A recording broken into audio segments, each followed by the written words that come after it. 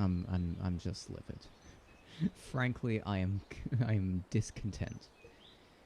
Ugh. Wait, why does it not have a... Did it not upload with the thumbnail? Oh my lord. Alright, hibbity hobbity, delete that forever.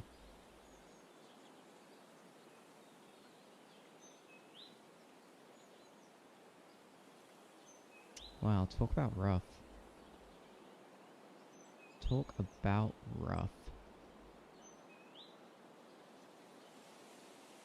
Back to Twitter.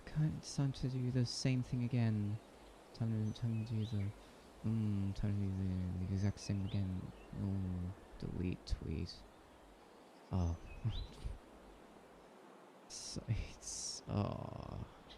What a fantastic start. What a fantastic start. I can only hope that everything is working. It's probably not. Ugh. Edit the message. New link. Skronk that in there. Oy.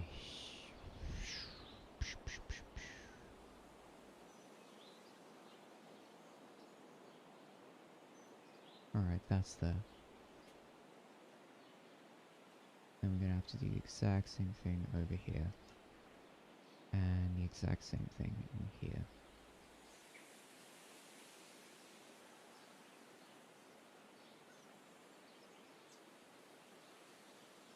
Sweet.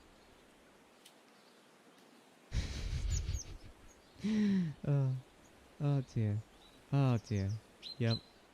Yep, the internet. Oh boy. Oh, we love internet connection, don't we? Alright.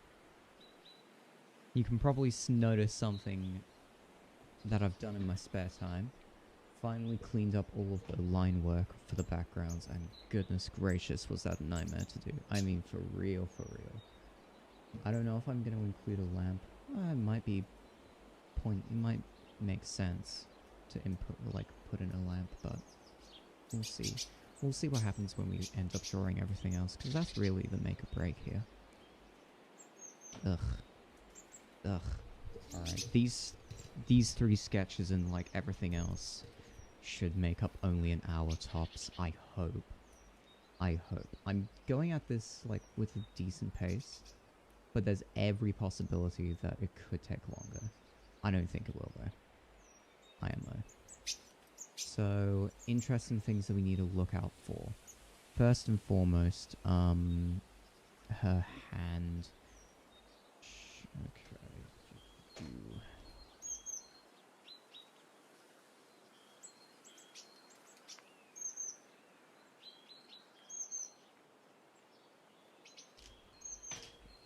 I know what needs to be done. First and foremost, that sketch is nullified. That sketch is nullified. It's not going to be useful. It's not going to be useful to me.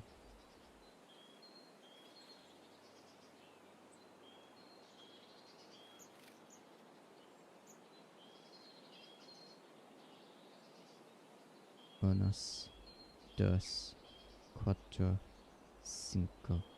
Alright.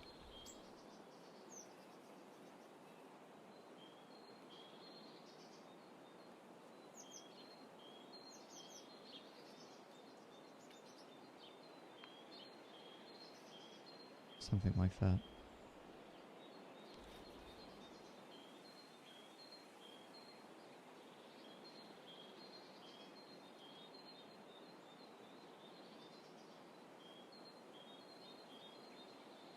Now I know what you're thinking to yourself. Isn't this just the same sketch? And if you're thinking that to yourself, you will be wrong, incorrect. This is actually a different sketch. A different sketch that's much more important than the first sketch. Alright.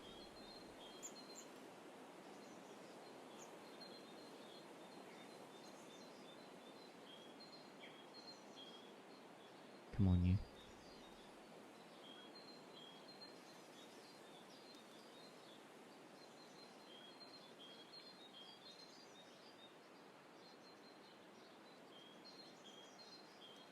Actually, I'm thinking about how I never asked about the cat.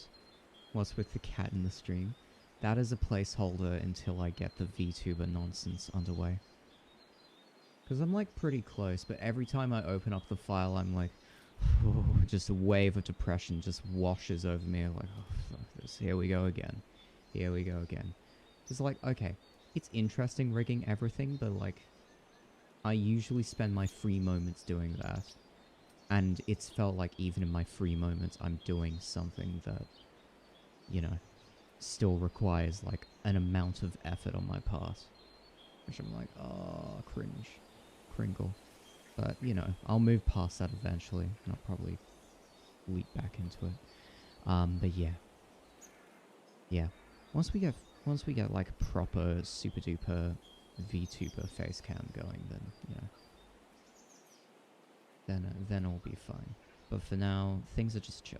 Things are just chill.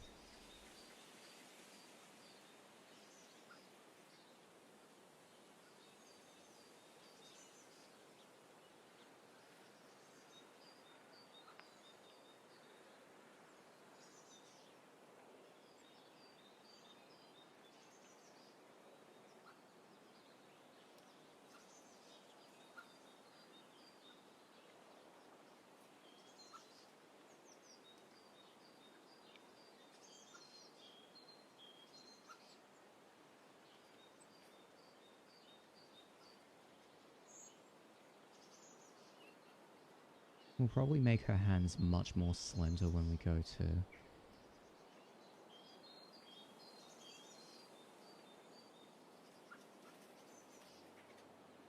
let's have a look. How slender can we make her hands? Get rid of all of this. Get rid of all of this. We go like that.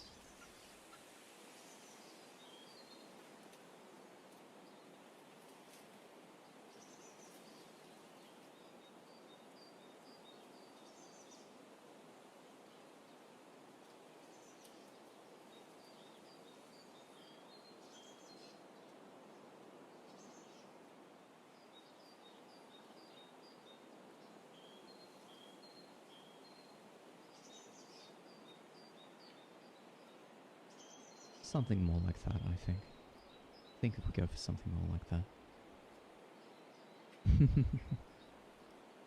Yes, Q. Yes, Q. Exactly. Exactly. But yeah. I think so long as I do at least something, that's, you know, that's good enough. I feel like it's much easier to be completely lazy. But who knows? Who knows? Death to mosquitoes. Honestly, has anyone ever thought to themselves, I really like mosquitoes as an animal. I don't think there's a single person on the planet who's thought to themselves, you know what my favorite animal is? Mosquitoes. What? Literally the blood-sucking parasites. Not parasites, more like, you know, vectors of disease. The bloodsuckers of this planet, and you think to yourself, I can really relate to this animal. I don't think a single person has picked mosquitoes. Lawyers. Or at least corporate lawyers, I mean. I don't know. You have to remember the prefect is a lawyer, no?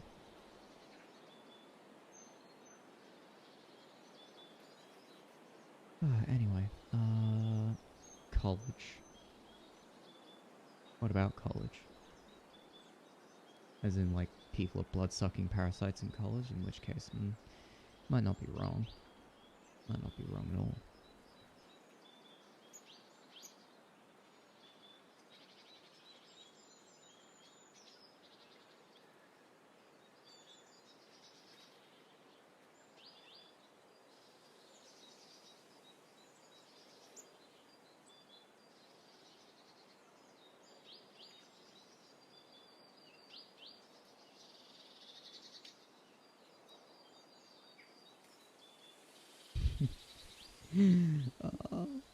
You have to remember, the first scene we see him in is he's trying to take down what he thinks is a crime boss. Hardly a mosquito, are you kidding me?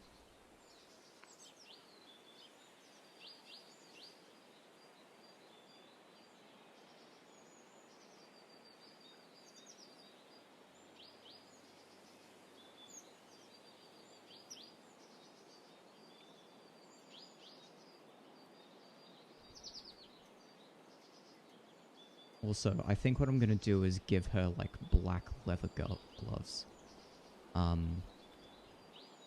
Oh, come on, let's have a look at the history of gloves. No, they had leather gloves back then, fucking maniac. Bruh. Why would I have to Google something that I clearly know is the case? Ugh. The mistake of, you know, the potential of making an anachronism. It's got me in a tizzy, hasn't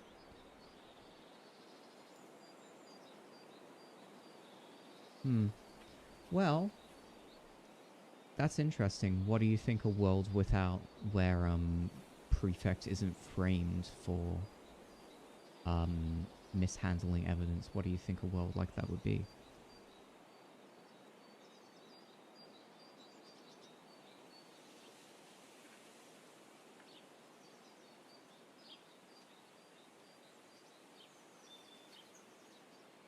I've considered the question, and I think I know I have an answer. I'm curious what you would think, though.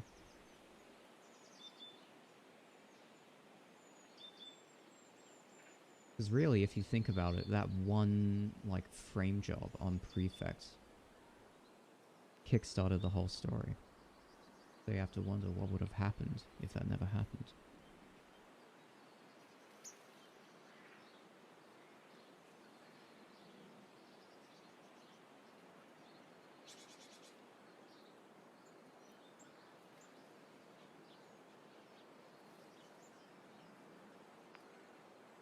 Mayhaps. Mayhaps Clive could have been jailed. Potentially. Like, if he won the case, would Clive be stuck? Am I talking about the right guy? I don't know. It's an interesting little question, though. I have an idea what would happen if Clive was locked away. I have an idea what would happen if Prefect lost.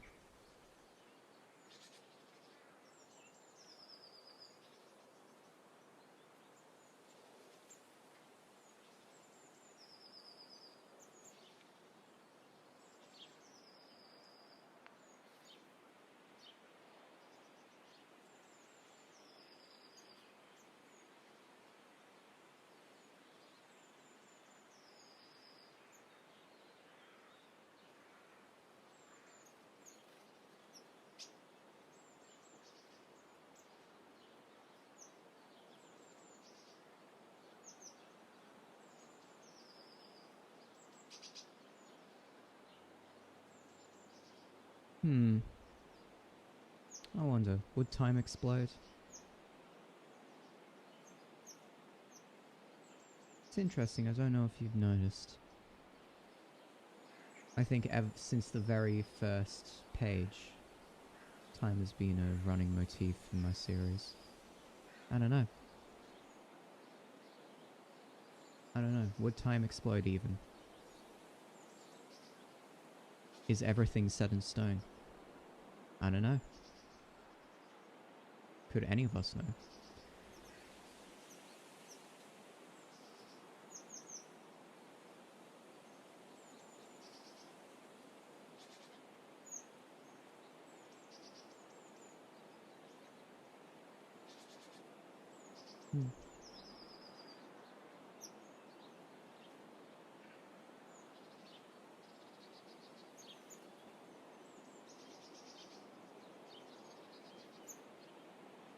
I don't know. How often have I implemented a timepiece in the beginning of my I think I've done that in each of my chapters. The alarm clock in chapter 1, Clive looking at his pocket watch in chapter 2, Prefect looking at his wristwatch in chapter 3. I don't think there's been a single chapter where in the introductory act a timepiece was not introduced. It's weird. Anyway. Wait, why are you dying? Why is your leg dead? Excuse me? What? What's happening? What's happening, Goo? No. No, what's happening?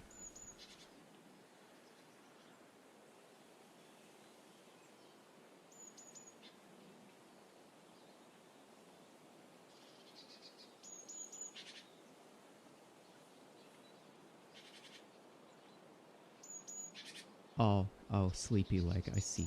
I see what you mean. I see.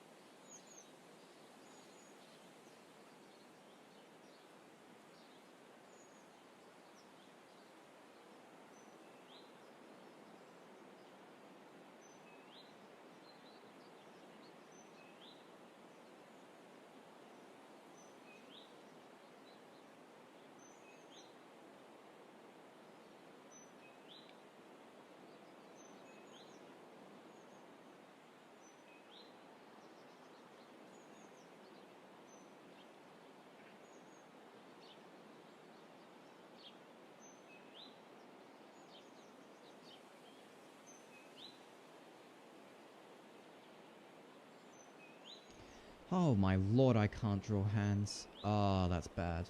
That's very, very slack of me.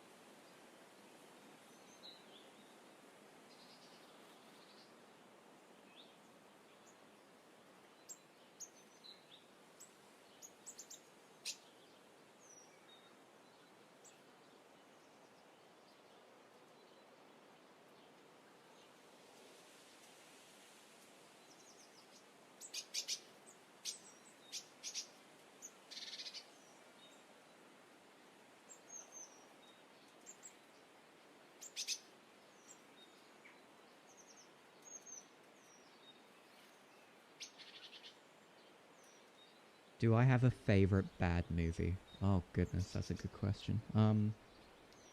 Is there a bad movie that I would watch over and over and over again? That's a hard question, actually.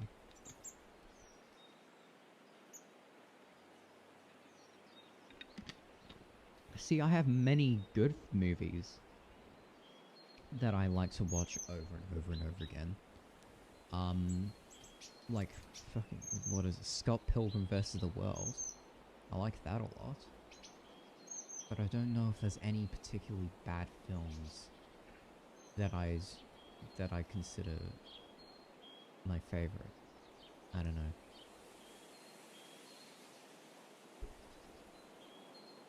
There are some funny bad films, sure.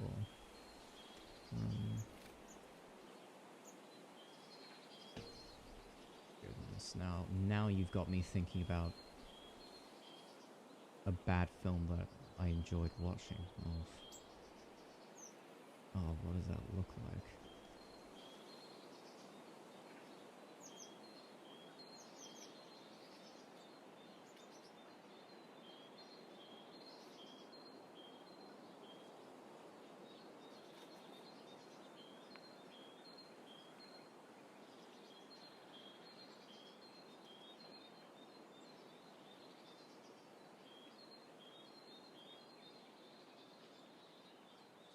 The new Last Air.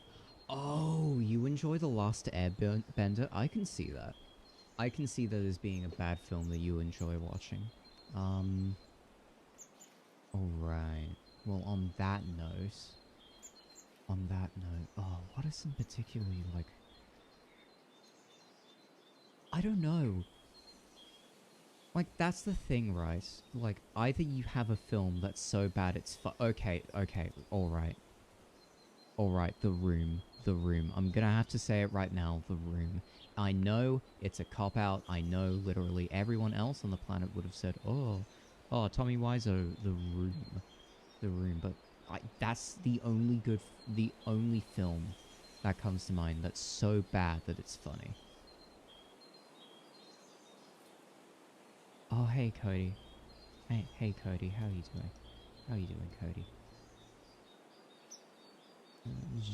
Blip, blip, blip, blip, blip.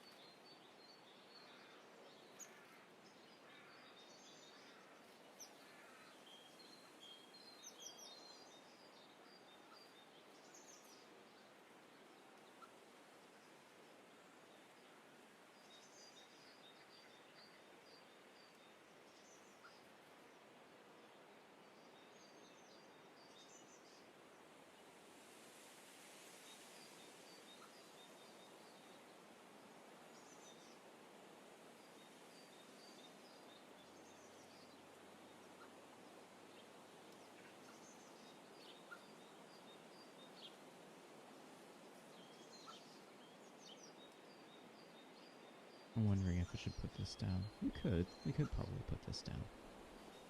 If you like The Room, I've seen people react to Birdemic, and I would agree with you that Birdemic would be funny as in how bad it is, but I would also have to say that some of the shots in that film do not deserve being as long as they are.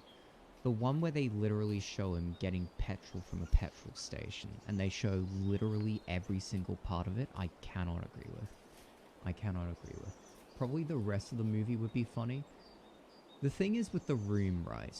No matter what place you skip to in that film, it's always going to be funny. It's always going to be funny. I don't think that's the case with Birdemic.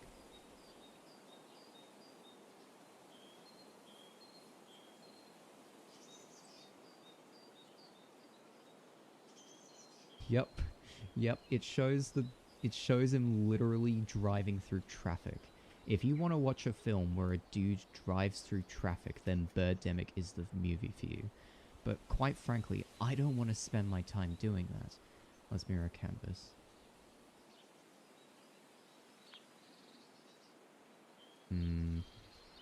Maybe if we move this closer. No, we have to move far away.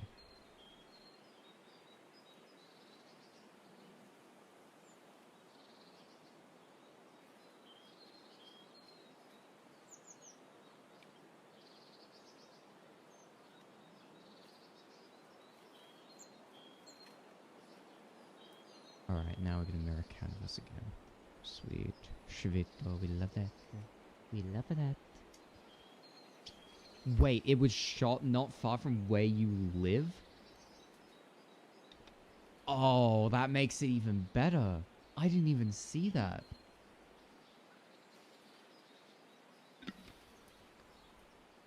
Oh, goodness. Oh, goodness. Alright, alright. I get you. I get you. I don't know. So, okay, bad movies that I would like to watch. I don't know. I enjoy, well, probably watching the prequel trilogies. Probably watching the prequel trilogy films would be alright. I don't know if I could stomach The Last Jedi or Attack of the Clones, though. Maybe. I don't know. The second Ghost Rider... Oh, yeah. No, why was I thinking of, what's its face? Blade Runner. I was thinking of Blade Runner when you mentioned Ghost Rider, which was bad. There was also a building they blew up in the next town over... Oh, interesting. Interesting, good stuff. I've heard Ghost Rider 2 is worse than the first one, but also infinitely more hilarious. And I can fuck with that. I can fuck with a movie that has the bipolarity of not only producing a bad first movie, but also a bad second movie. I can fuck with that. Bad movies, bad movies, bad movies, bad movies, bad movies. I don't know. I think Spider-Man 3. I think Spider-Man 3 was probably a good bad movie that I enjoy watching. But aside from that, not much else. Not much else. I would confidently say that Spider-Man 3 is my bad film that I enjoy watching. Thank goodness you talked about superhero movies, otherwise we were going to be here all stream thinking about, ooh, what's a bad movie that you can that you would enjoy watching again. But no, the code is cracked. The code has been cracked.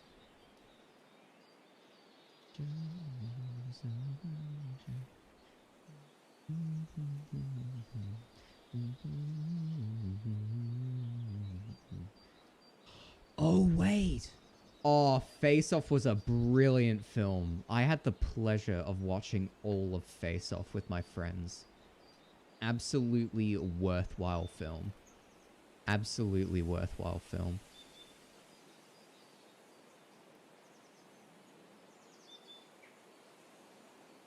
Alright. Screw what did I say? What movie did I say before?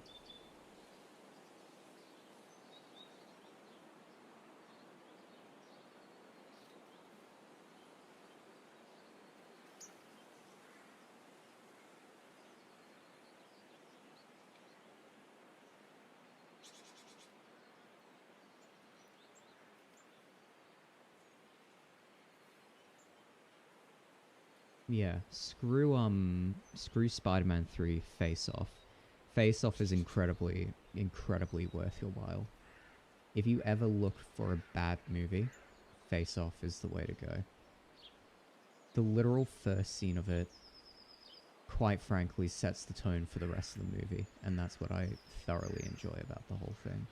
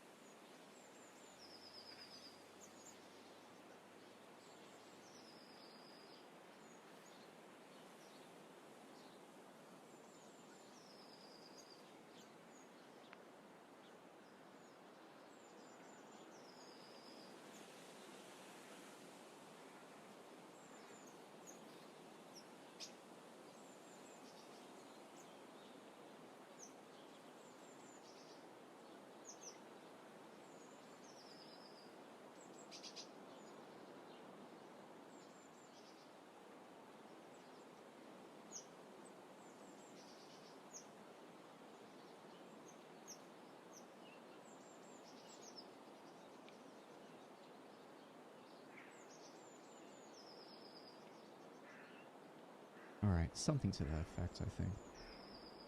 Arm goes out that way. Yep, up here. I think we can do something similar with this over here. By just rotating it.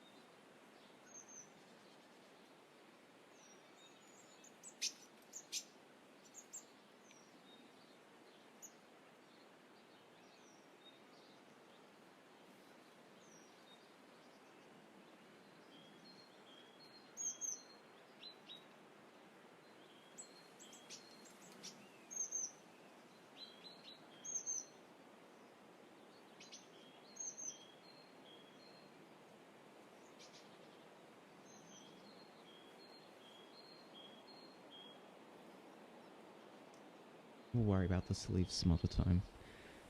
Everything else is alright for the moment. All of the hands line up. Alright. Zip-a-da-ba, scoop-a-da-bee.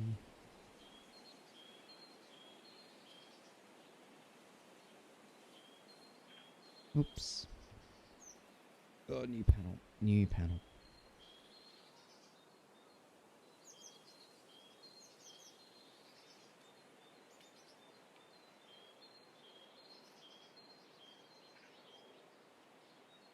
Oh goodness, Cody, that sounds awful, and I love it. That sounds so bad, and I love it. Oh, get rid of that.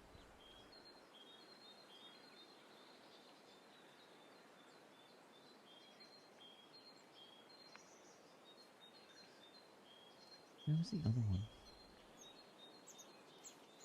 Oh, was this here? Yeah, bye-bye.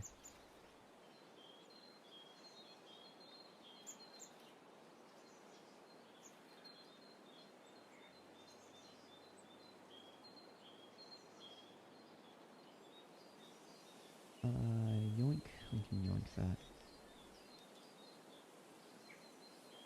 Welcome, bro gang. Welcome, bro gang. To the absolute crackdown that is this live stream. Welcome.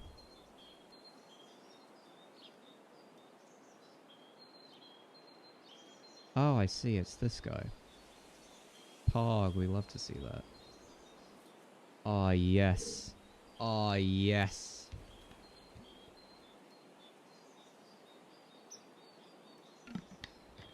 Oh, yes. Maximize my chat rate. Yes. Yes. No, not Romeo and Juliet is hilariously bad. No, no, no, no, no, no, no.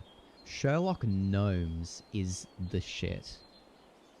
That is like prime cheese right there. Anyway. Yo. Yo, I appreciate you. I appreciate you. And I appreciate you maximizing my chat rate. Let's go. Let's go. We appreciate that. Anyway. So. Case. Called her Casey. No, Cassie herself needs to be shortened to diminutive.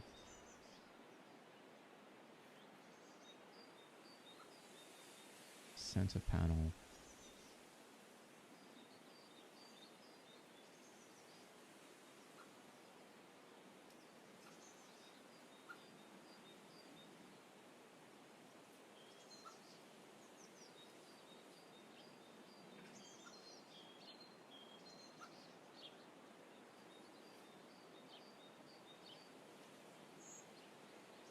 I'm just doing roughs. We can worry about the actual thing.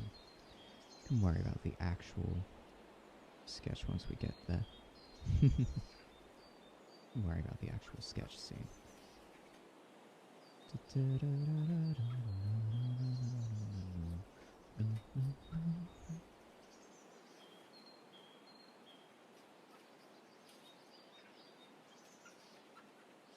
You know what? I like the idea.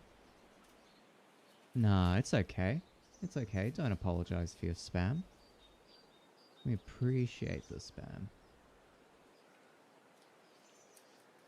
Yo, we have another... Ooh.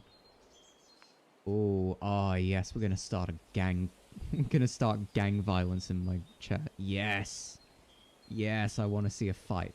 Fight, fight, fight, fight, fight. I want to see it. I want to see it all go down. I want to see it all go down. Oof. Oof. Pop off. Pop off, bro gang. Pop off. Pop off, king. Let's see you. Let's see you spam your pride. Can I get mod, please? Oh, dear. Oh, this is funny. Unfortunately, is not maximizing my chat. No, we have sick. Yes. Oh, yes. Yes. Yes. Yes. Alright, I'll put you in timeout. I shall appease virus just this one time. I shall appease you just this one time. Don't worry. Don't worry. Today's your lucky day. Today's your lucky day.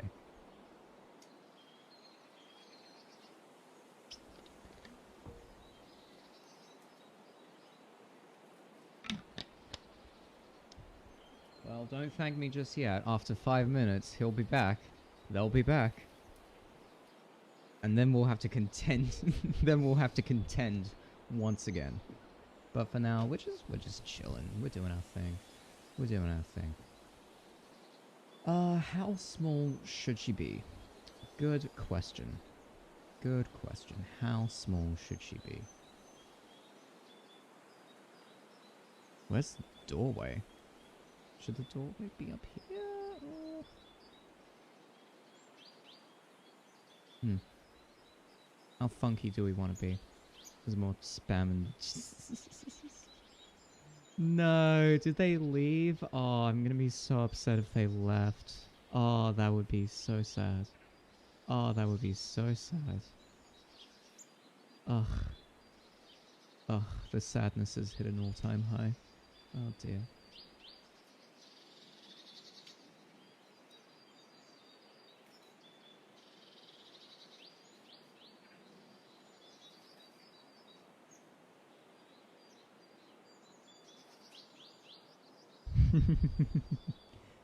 Oh boy. Anyway, so that was fun. That was fun. I really need to get Nightbot in here. Oh. Alright. Let's worry about Cassie for a minute. How big is she? Where is she gonna be? I think if we put her below the midline... Or should we put our eyes at the midline? We could. We could.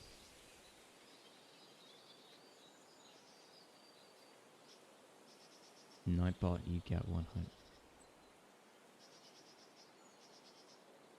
Oh, if there's a sub limit, like a lower bound limit for Nightbot, I'm gonna be hella pissed. I'm gonna be hella pissed. Chatbot, blah blah blah blah blah. Nope, that doesn't help me. So long, not interested. Oh, pardon me.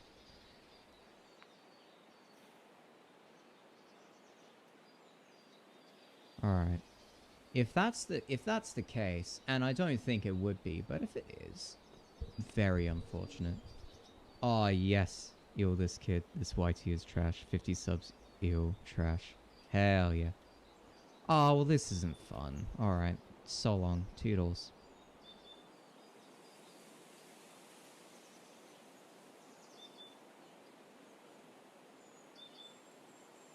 Pog. Bye-bye.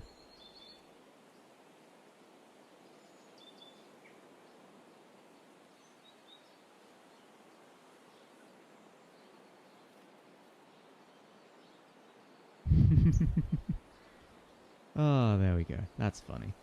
That's real funny. The best part is that, like, my power infinitely increases by just having another person in here. Yeah, no shit, it's the same guy. No shit, it's the same guy. It's kind of like playing a FNAF game. Like, it's resource management. You know, you have a timer. Every 3 seconds, you gotta wind up the music box. Or some garbage. But in this case, we have to ban baby EXE for 5 minutes. Probably report them, and then repeat the cycle. It's funny.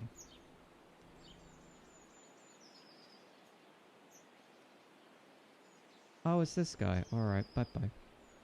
Bye-bye. Yoinky sproinky.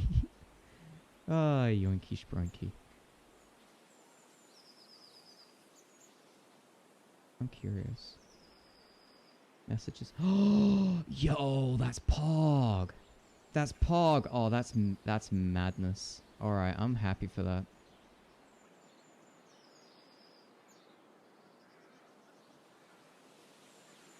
Yo, that's sick. We love that. Please come into look. Log on to every alt account that you have. Go onto literally every alt account that you have and give me 1 extra view. I pray for you. I pray for you.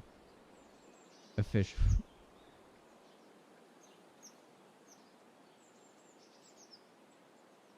Dude, is that a name? Is that a name? Is that a name? Ooh? Ooh?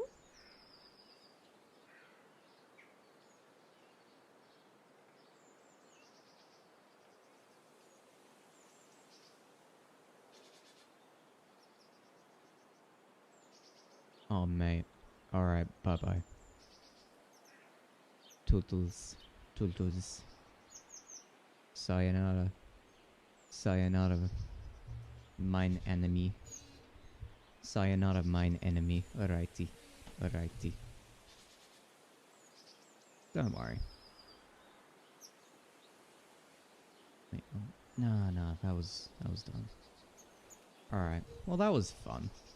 That was fun while it lasted. Let's get back to the business of figuring out how on earth I'm gonna frame this nonsense. Ugh. Merd. Merd. Oh, this is shit.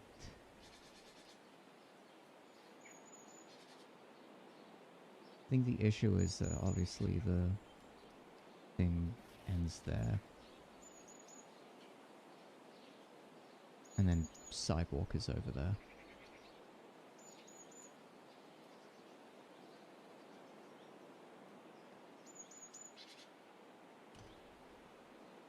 Oh, well that's not fun. I mean, can you at least be, like, somewhat creative in your spam?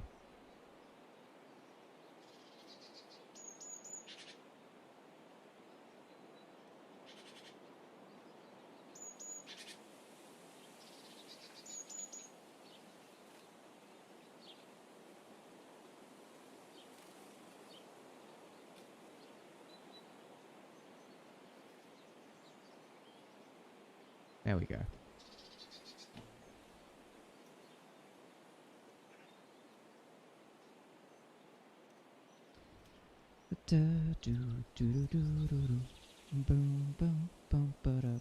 Nah, it's okay. It's okay. I'm good for the moment. It's literally just a single guy.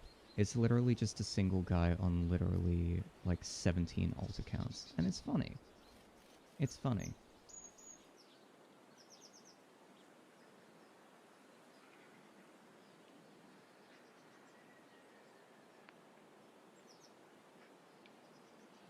Sweet.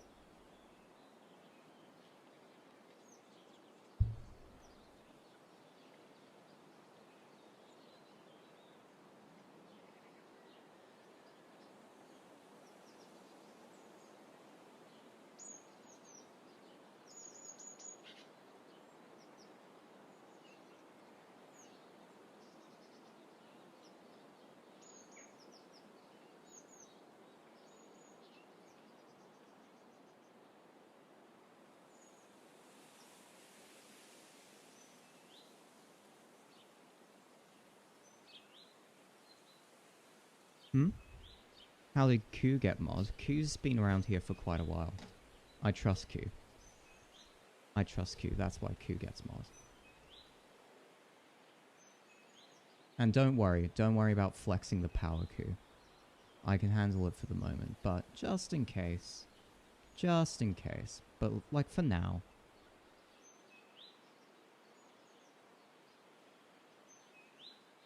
Crystal, what's up? What's up, Crystal? What's wrong?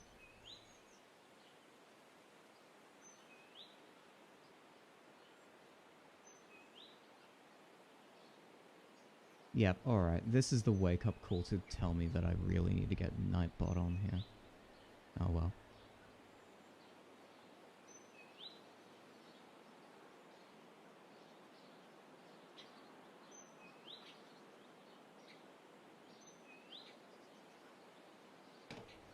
Ugh. Oh well.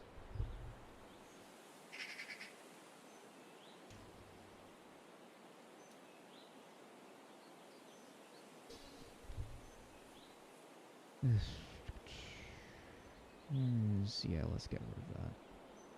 Alright. Now that's localized to YouTube chat.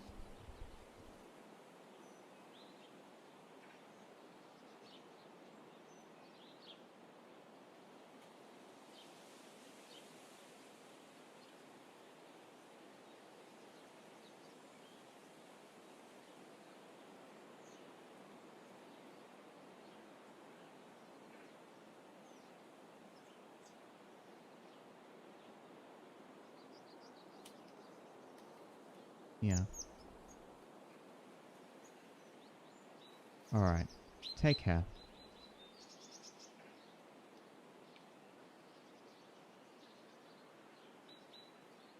Take care, Various.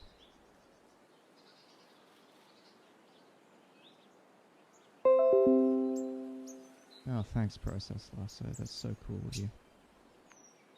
Alright, take care.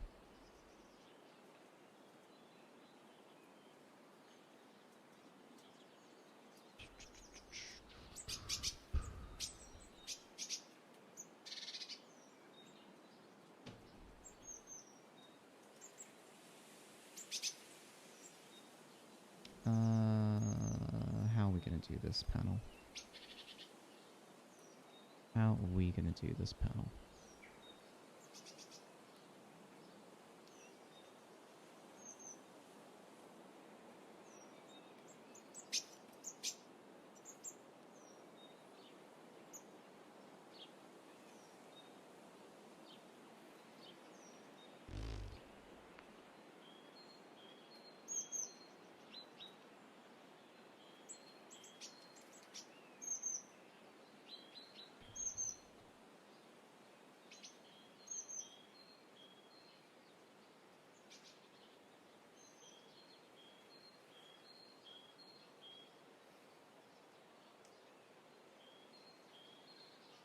Alright.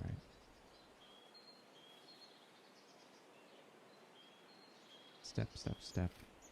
Main thing up here. Yeah, that was something, wasn't it? But oh well.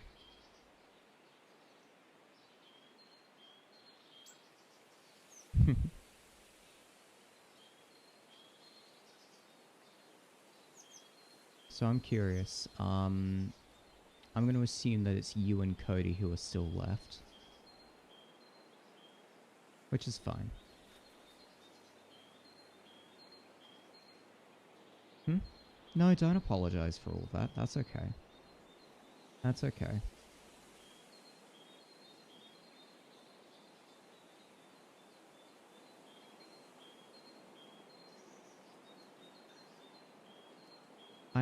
I have a little bit of a curiosity that's niggling at the back of my head. But for the moment, yeah, no, I think stream is okay now. And I think I know why stream is okay now, Crystal. So stick around, because I don't think, yeah.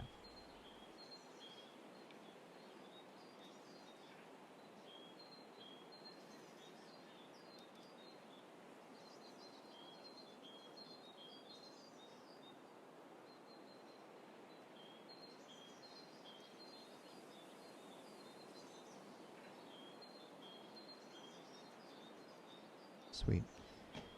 Oh dear. Alright, time to do the actual sketch, because I think I know how I'm going to do it now. I think I know how I'm going to do it now. So...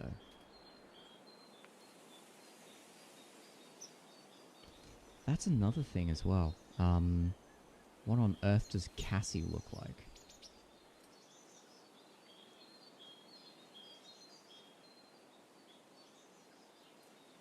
It's been ages since I've drawn her.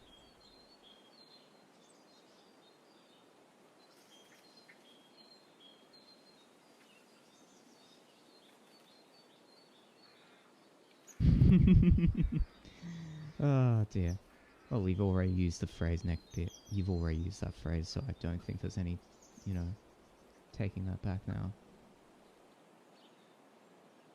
Alright, sick. That's what we love to see. That's what we love to see.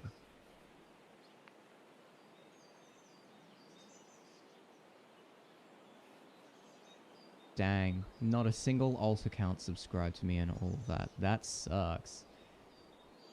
That's the true tragedy of what happened here today. That's the true tragedy of what happened.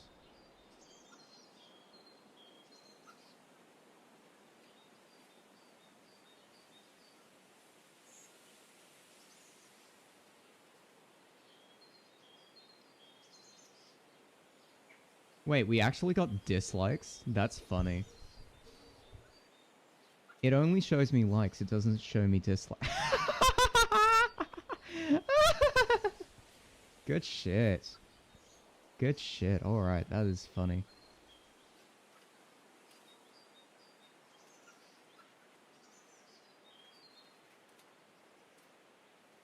Oh, that's good. That's what you love to see.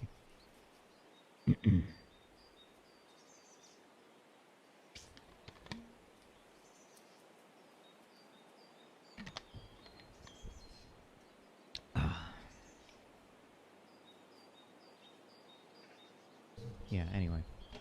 Time to spend the rest of the day doing stuff that we actually enjoy doing, isn't it? Figuring out what Cassie looks like as well. Goodness, where are you? Cassie Clark.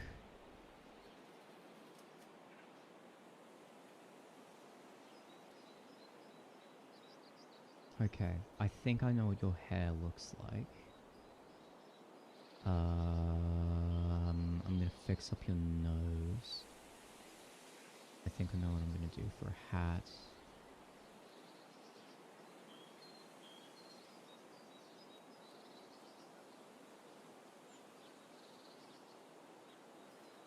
Widow's Peak. I don't think for Widow's Peak. Actually, no. I'll leave a Widow's Peak for.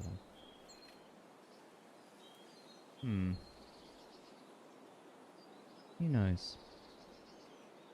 We could make that work. Let's see if we can make that work. If it does not, then, you know, we'll just go for our regular hairstyle. But, should you play Bloodborne or something? Oh, yeah, definitely. Definitely. But in this tragedy of Bear has... Yeah. Yeah, no, Ku has attained power. Ku has stated... has instated a military coup to gain the small vestige of power that I've bestowed upon them. Which, honestly, if that was your attempt to gain power, congrats on you. Congrats on you, but, you know, it is funny. It is funny. You now have the power. You now have the power.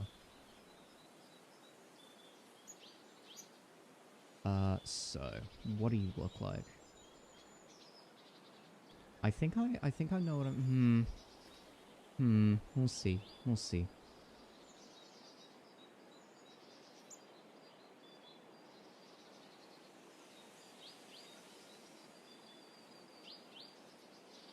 Small thing over there. Small thing over there. So, who wants to know my game theory, right? Who wants to know my game theory?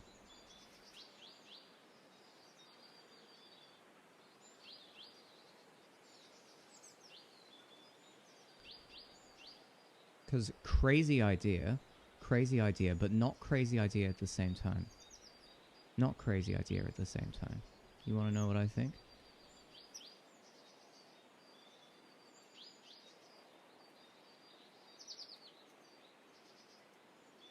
Yes, I do have some theories to tell. So note how the guy with like 6 alt accounts has stopped spamming ever since the other guy left. And how the other guy really wanted to get mod on the stream. All I'm saying is 1 and 1 are like coming together in my head. And strangely enough, I think it equals 2. But yeah, anyway, that was a little bit of an eventful teeny that happened there. But we're actually doing something that matters now. Goodness gracious. Yeah. Yeah. Isn't that funny? Isn't that funny? Yeah, of course. I was thinking to myself, there's no way literally 2 of the same people jump in at the exact same time and like have a little bit of a fight. And then he's like, dude, just get someone in to mod chat. There you go. There you go. I literally write villains who think like 3 steps ahead. Saw that shit coming across a mile away. There was every possibility that they could have been like a completely, you know, like just a chill guy. There was every possibility they could have just been a chill person. But I figured to myself, I'll wait. Oh, I wouldn't look at it in that much depth. But I thought to myself, this guy is seeming awfully quiet for the other guy leaving. Curious. Very curious. Anyway, that's what I think. But yeah. Yeah, we chillin'. We chillin'. Oh, I didn't even notice that.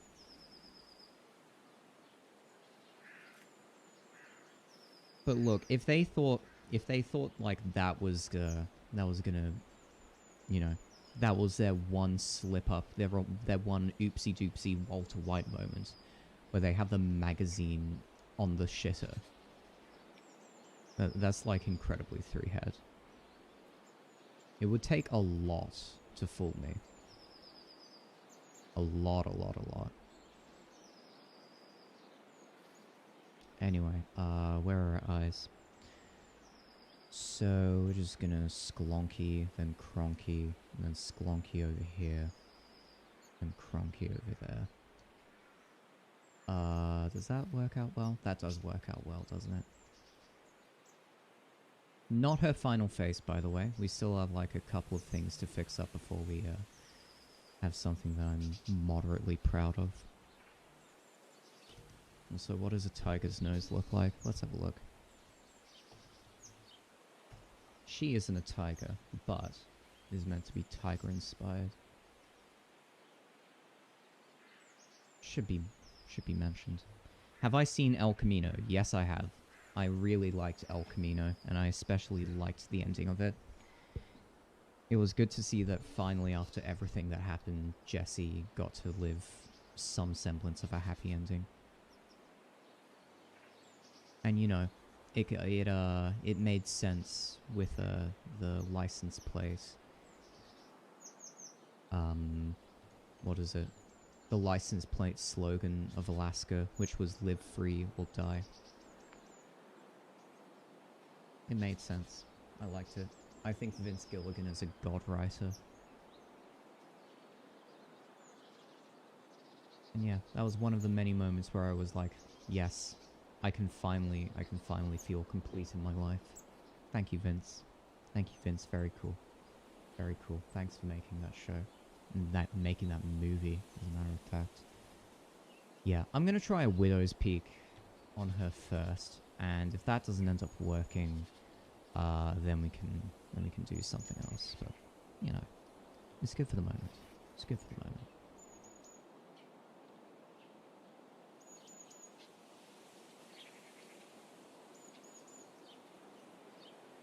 Alright, I don't think we should make her hair too crazy.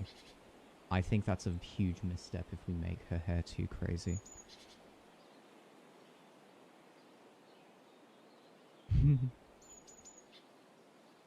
Think about this. Has anyone survived dying? I didn't think so. Death is like a severe contributor to your mortality. Have you ever thought about that? It's crazy. It's crazy, man.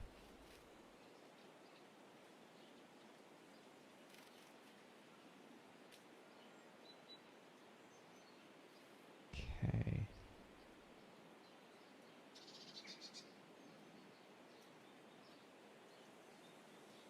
No, but I'm asking you, has anyone survived dying?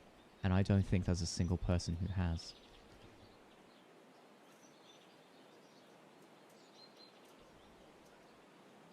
Oh, goodness. I am cocking up big time with her head shape. I'm making it look like a dude now that I think about it. Doesn't help that I've, you know, screwed around with her head shape.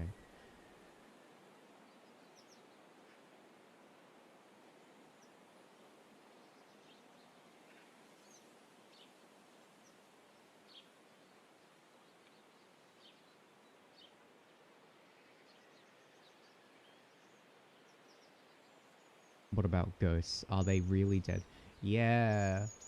Imagine this, right? You call it, instead of calling a ghost, like a wandering spirit, you just call it a loitering spirit. Could you arrest a ghost? There is probably an anime that says, yes, you can. And I would love to see that anime. Anyway, what was her muzzle shape like? What was her muzzle shape like?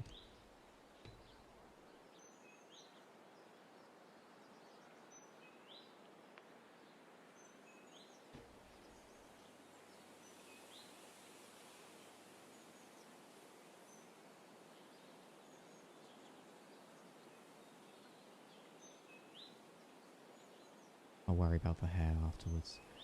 You just have to figure out her basic head shape.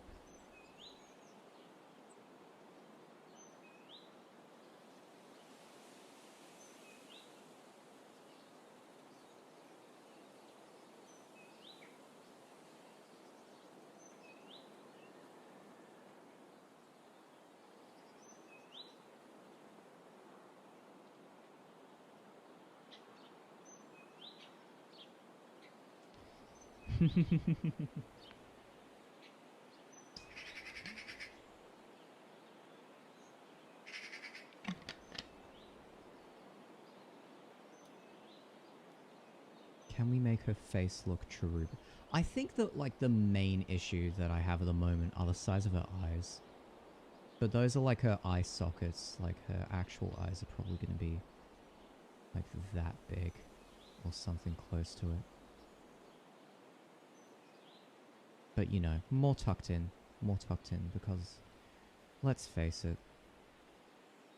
Let's face it, drawing eyes are hard. Drawing eyes are hard.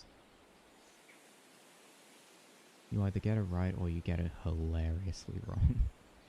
There's never any in between. And that's something that annoys me sometimes.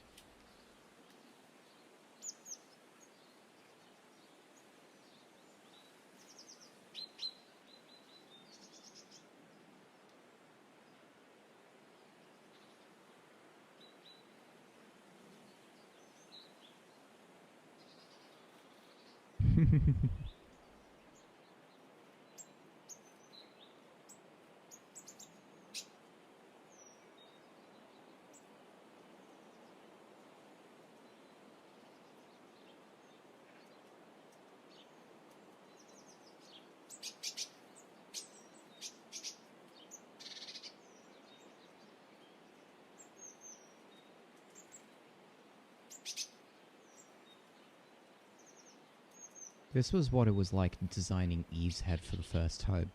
It was like a bunch of quasi-experiments trying to figure out, oh goodness, how do we do this?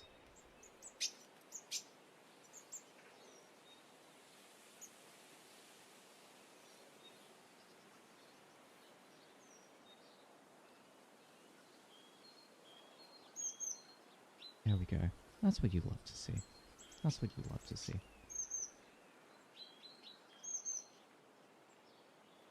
Not a final head shape, but closer to what we want. Closer to what we want. The issue is that we don't want, like, a head shape that's too angular. I think the more circular we get, the closer we get to her actual head shape. A desirable head shape, that is. And then we can kind of just trim it down from there and figure out what elements work, what elements don't. You just can continue debugging everything. Did Better Call Saul finish? Or is it still ongoing? Better Call Saul Season 6. Right. Oh my word. Oh, it's gonna finish on its 6th season. Okay, that's some... Okay. Okay, cool. Cool. I need to get caught up on Better Call Saul. But anyway, I'm gonna go quickly take a short break. I will be right back. Yeah. BRB.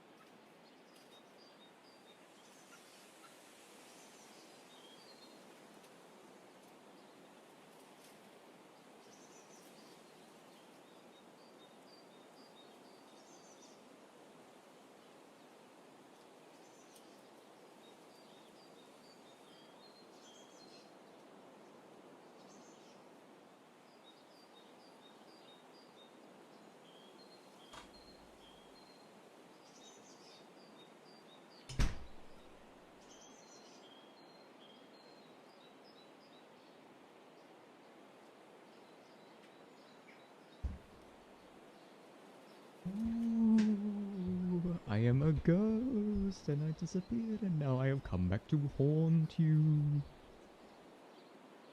And we're back.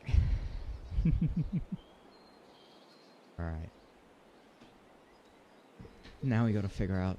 Fun fact, the teddy bear is named after President... Yo, dead ass. Dead ass, is that why? Teddy bear. No, no, no, no, no, no, no, no, no, no, no, no. Why is it called a teddy bear?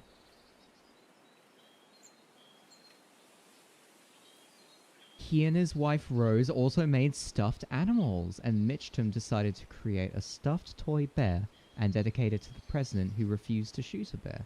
He called it Teddy's Bear. That is adorable. Aww. I didn't know that. Now I'm glad I do. That's so wholesome. Thank you, Theodore Roosevelt. There's a significant trend with Roosevelts and just generally being good presidents. Franklin D. Theodore. What? Who's next? Who's the next Roosevelt in line? Is there even a Roosevelt, modern day Roosevelt anymore?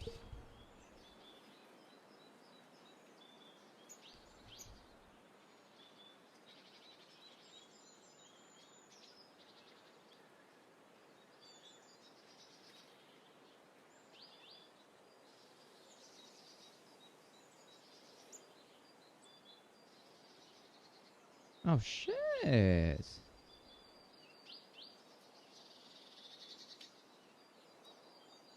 So this is going to be very, very weird. It turns out Franklin D. Roosevelt was Theodore Roosevelt's fifth cousin.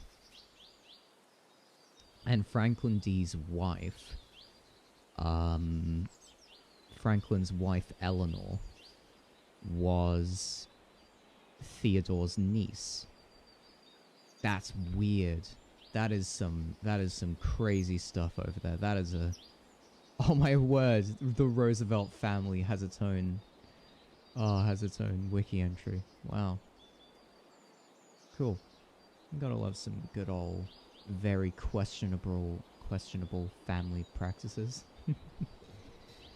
Yeah. Yeah, I know Teddy Roosevelt for the American park system. That's like the top tier American presidential... Really like the first conservationist in American history, or like, you know, got people thinking about American conservationism. Big props, big props. If I ever had a time machine, I'd go back in time and visit, like, the fucking OG big-dicked presidents. FDR, Theodore, Abe. I would have said JFK if all of that nonsense about, inviting women into the White House didn't come up. But yeah. I don't know. Where would you go to if you had a time machine? I'm curious. I'm curious what you would think. So, okay, you're half right there. So I believe the story was Teddy Roosevelt was going to present a speech, because he'd created his own independent party. He didn't want to run as a Republican anymore. And I believe the story was an attempt was made on his life, and the speech that he had in his breast pocket caught the bullet. And, like, I mean, obviously the man was hurt, but he wasn't fatally wounded. And essentially what he did was he went up on stage, took out his speech, and said, look, they are trying to kill me. That's how badly they do not want me to even have the chance of becoming president again. But, you know, after he said that, he continued to present his speech. Unfortunately, he didn't get in, which, you know, imagine if he did. But, yeah. Unfortunately, Theodore Roosevelt did not become president off of that. Which kind of sucks, though. But it's alright. It's alright, I think. Let's move that over. I think that's mostly in line. We just need to move this over just a little bit more. Easy peasy. Oh, that's the wrong tool.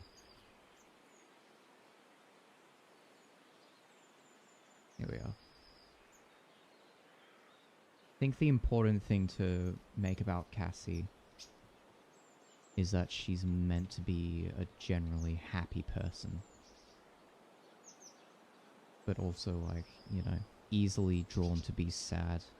Those are like the two modus operandi when it comes to Cassie.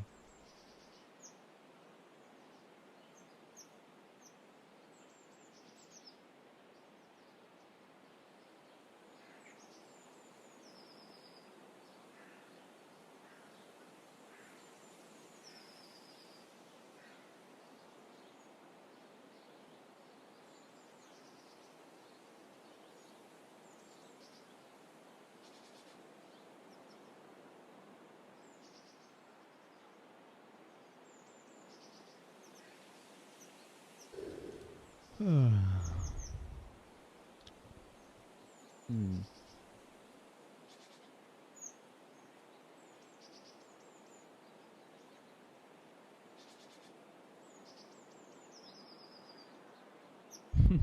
Yep. Yep. I don't know.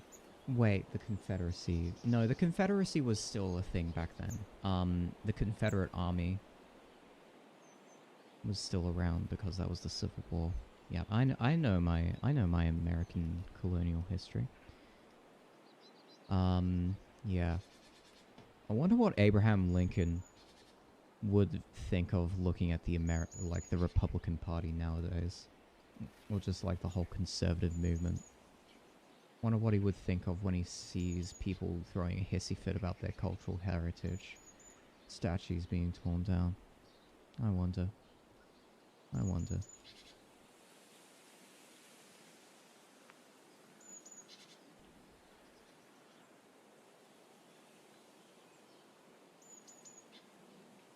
I think what we do is get rid of her cheekbones right there. We might just get rid of her cheekbones altogether, because that makes her a much more simpler design to look at. And quick tip, if you want to make a character look old, add detail to their face. If you want to make a character look young, remove detail. They tore down a statue of... That's not right. When did this happen?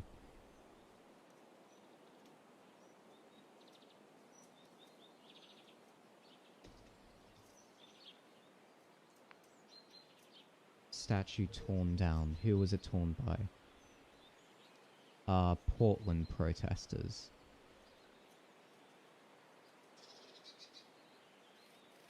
Oh, okay.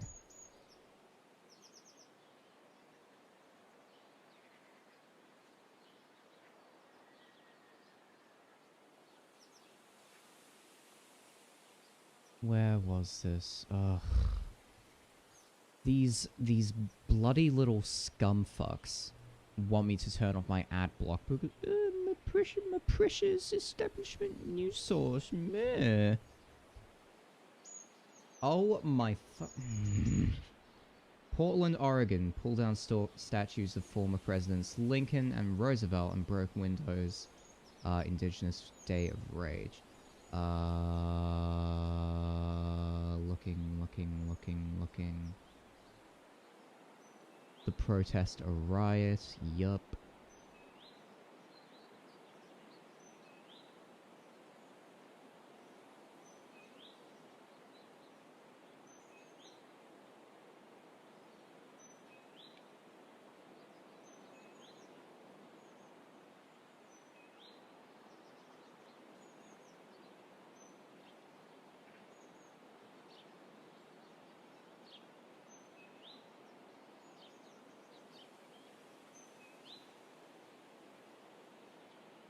Alright. This is coming in the aftermath of George Floyd's killing in Minneapolis. I'm not shocked. I'm really not shocked that statues were torn down by protesters. It's a thing though. Usually angry people do not direct their anger in the most intelligent of ways.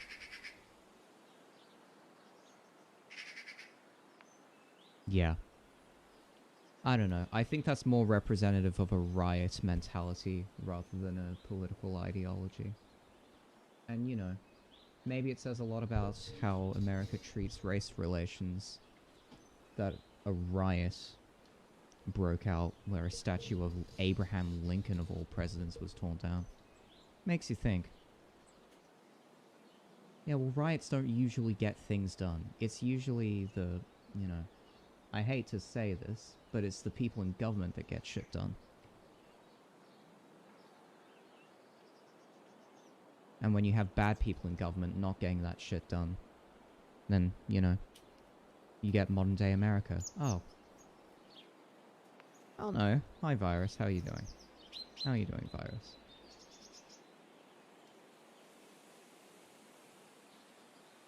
How are you doing, Virus?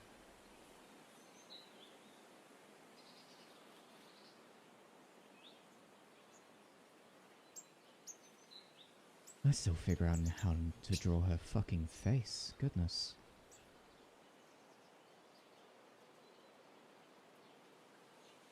Yeah, not a lot. How are you doing?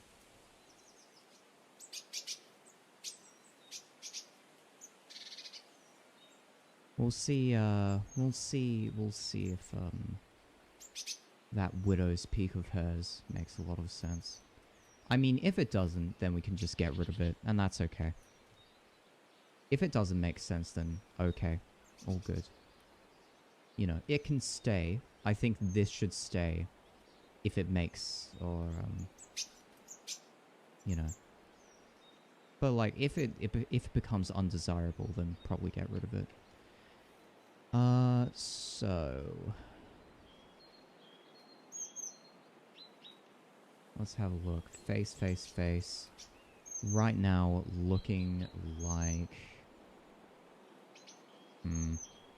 I think we should make the nose smaller. Make the nose smaller, bring it in. She's not a tiger. She's deliberately, like, small cat. Deliberately small cat. Anyway. We have all of this. We have all of this nonsense to worry about as well, but, you know, we'll get there. We'll get there. Sweet. Right.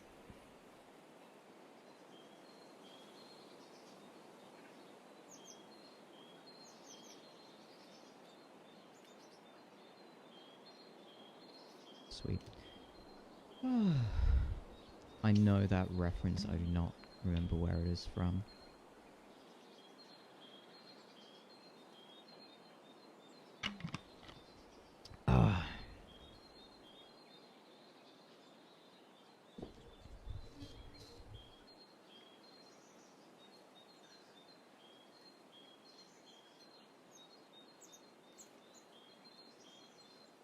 Let's try building a basic contour of her face first. That might work. Similar to how I did Eve as well. If we move that in, I think that could work.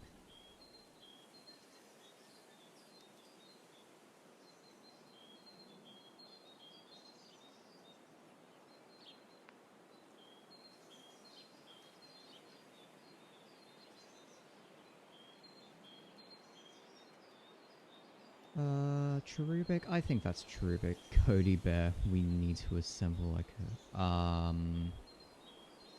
was going to... okay, I was going to say water, cool, I know that reference. If you're hiding something, I don't care at all. I for real don't care, bro. Okay.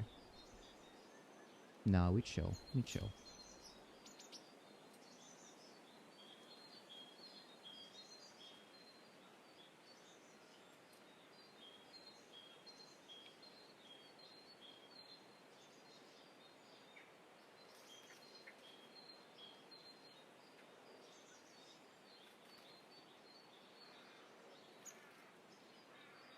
Make a bear mech? Oh, that would look amazing. Alright, eyebrows are in place, Widow's Peak is in place. Let's start building out, like, the main characteristics of... Going to bed. You need to get some sleep. That's okay. That's okay, Virus. Take care. Take care, Virus. Take care, Virus. Sorry about what happened earlier, by the way. It's all good. But yeah, I think they're gone now. Anyway, take care. Toodles.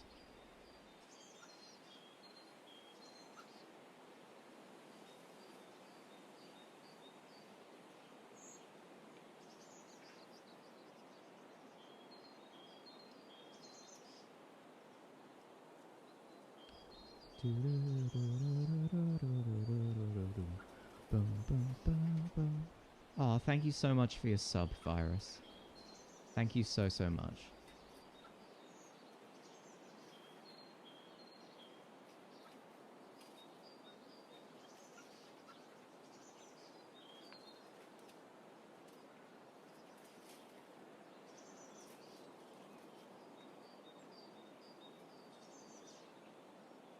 Wait a second. Wait a second. Oh, that's actually great. I didn't upload the thumbnail. Oh, that's bad. Oh, that's so bad of me. Oh, that's so bad of me.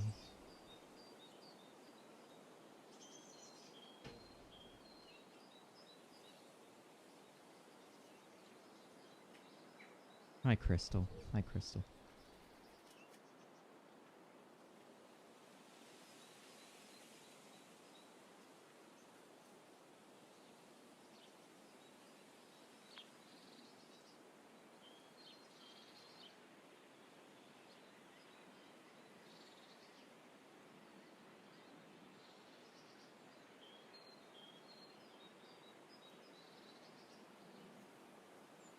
Let's do it in black so I can figure it out. Come on.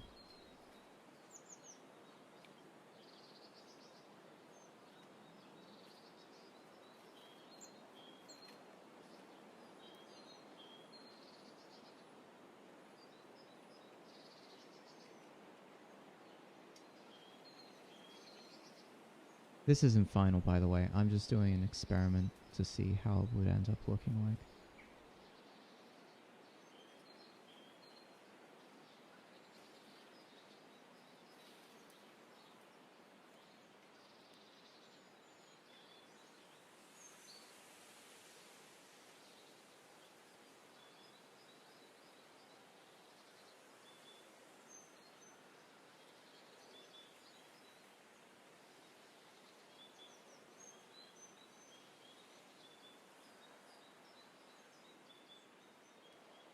Okay, that's looking a little bit more terrified.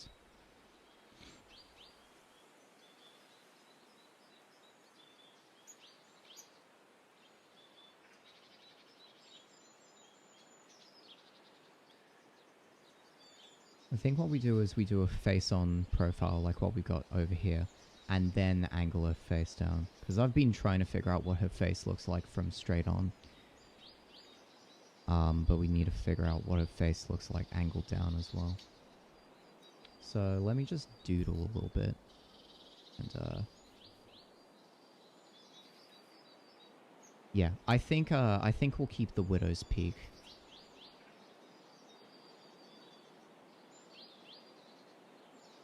Her hair isn't final, by the way.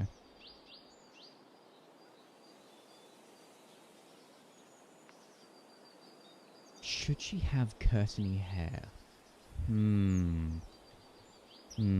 Should she have... Nah, nah, that looks like a Jojo's character to me. Oh, that's bad.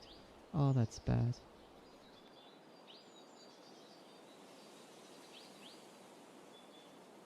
Sweet. I am not going to give her a Marge Simpson beehive for a single second. Could you imagine? Could you imagine me giving any of my characters a beehive? Oh, disgusting. Disgusting. She looks like she just got a joke that she doesn't find funny. Oof. Oof. Scathing criticism from Q there. I'm joking, I know you don't mean it. Right. She needs to look a mix of shocked but not quite fully terrified, if that makes sense. Now that we've got this going on,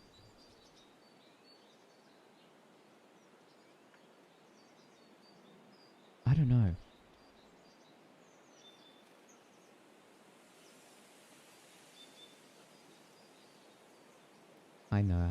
I know you're joking, it's fine. It's fine. Anyway.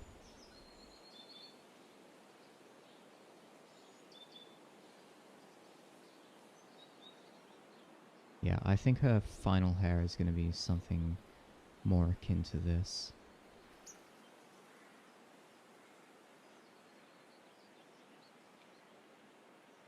And then if we get rid of that ponytail.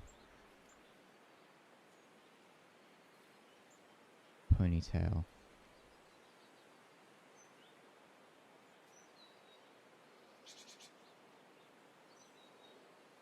Something close to that. Hard to say. Hard to say. Yeah, what I'm doing, right, is I'm basically getting her expression nailed the first time on like a front, or like a, you know, a front profile. So that when I go to do it properly, because, you know, her face is going to be angled down. And her eyes are going to be facing up.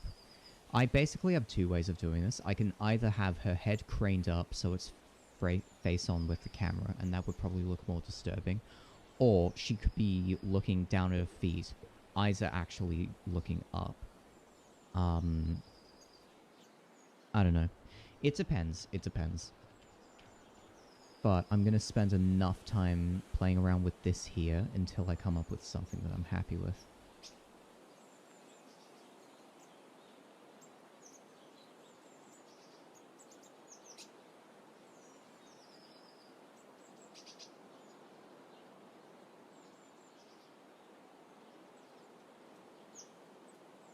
Have her look into her own head? What? Wait, what? Excuse me? What do you mean? What do you mean? Excuse me? Excuse me, what? What? This makes no sense. This makes no sense. This makes no sense at all. How long have we been going? About an hour 34. We have 2.5 hours left, so plenty of time to just mess around and figure things out. She looks more determined than shocked. Yeah. Yeah, I'm getting that. I'm getting that.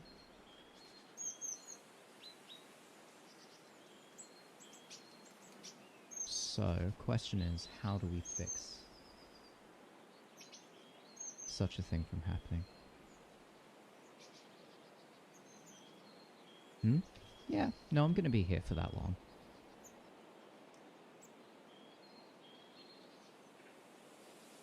Okay, I think maybe we put that...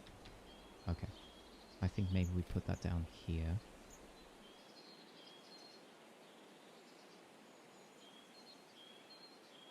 Smaller pupils definitely does it. But, like, here's the thing, right? You want to have fear, but not too much fear. Did you just take a caffeine load? No. No, I'm just pushing myself just a little bit. I'm pushing myself. So, like, the issue is, like, yesterday when I stopped streaming, I thought to myself, I'm going to be productive off-stream. No, turns out I was not productive off-stream at all. I was not productive off-stream at all. So we're going to do something a little bit different. I'm going to stream for, like, a little bit longer.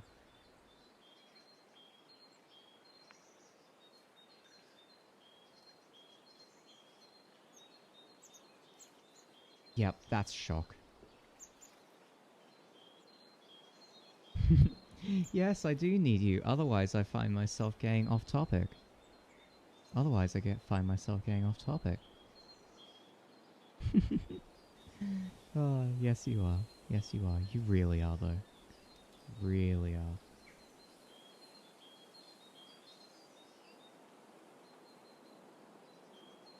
Yeah. Okay.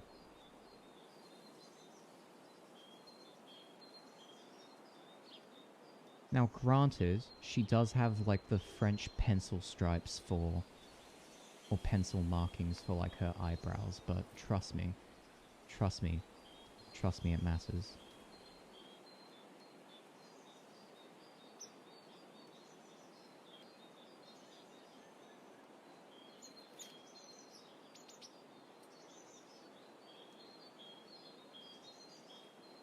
I think from here what we do is we make her eyes smaller.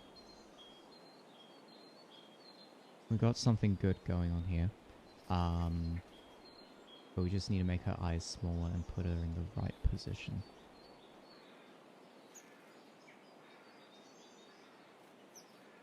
Now let's see what happens when we get rid of...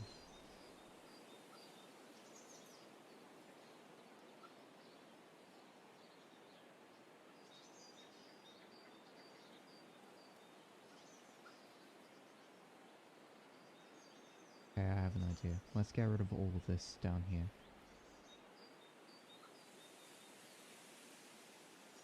Let's get rid of the eyelashes as well. Let's figure out everything that could make her look shocked, but not make her look dopey. It's a big thing we need to nail here. Dopey, not dopey. Dopey, not dopey. Not dopey. I think her eyes are in the right position. Might just drag it over a little bit. Sweet. Yep. We're in a decent position here. It's important that we spend the most time doing this shot of all shots, because this is the shot that's going to matter. Always allocate your time to the shots that are going to have the most impact in your story. Let's try nuking the hair. Head shape is right. Hairstyle, not so right.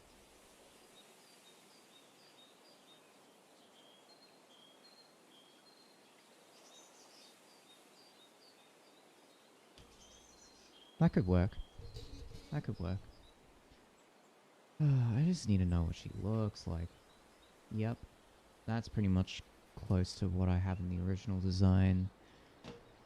Now, here's my question. I think what's adding to her sort of dopey feel is the fact that her cheekbones are a little bit pudgier than I would have liked.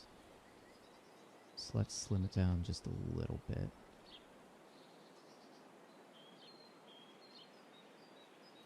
And bring everything up.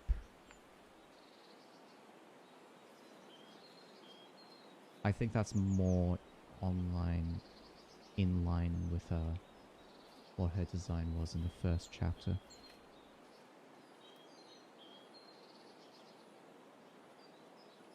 Because remember, this is like ancient right here. This is something I did ages ago. This is something I did ages ago. Now I'm having to think about, you know,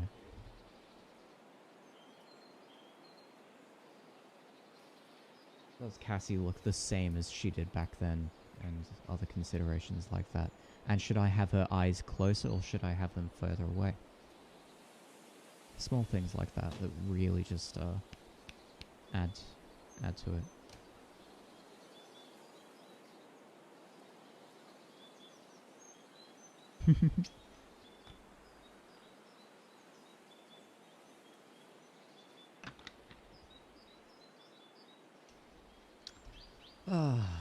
Okay.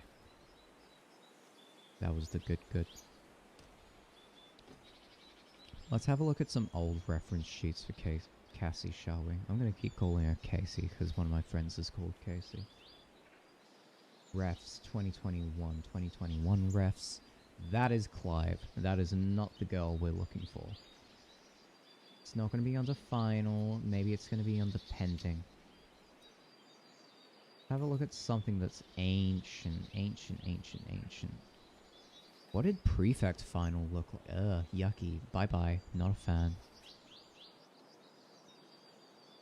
That's an ancient Clive ref. Cassie Clark, here you are. There you are, Cassie Clark. What is your hairstyle meant to look like? Because it looks like I've made it a hybrid between a ponytail and sort of like a straight button-up hairstyle, which I think would make sense for her end point. But for now, yeah, no, we want to keep it in a ponytail, a very short schoolgirl's ponytail for as long as we want, or for as long as we need. My apologies. Because Cassie herself, she's a college student. She is meant to be young. So we shall make her young. If we include the widow's peak, she looks older than she looks. But if we get rid of the widow's peak...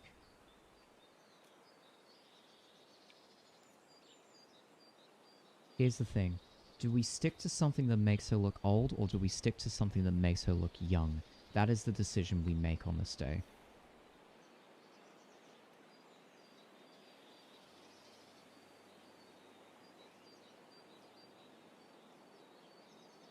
That is the decision we have to make here.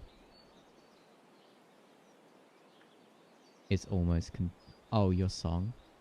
I've got no clue what you're singing about. Tell me. Tell me, I would love to know. I would love to know.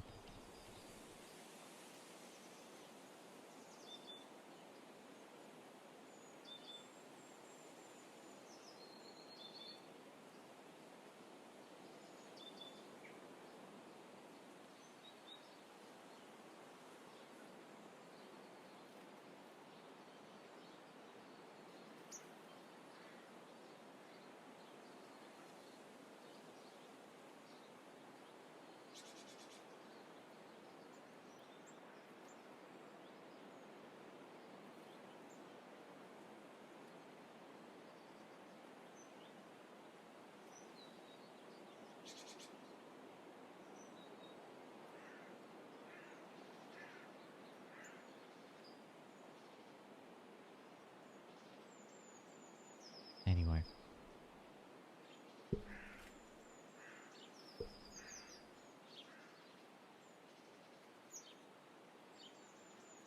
The Longest Time by Billy Joel. Oh, hell yeah. We love that. Very nice, very nice.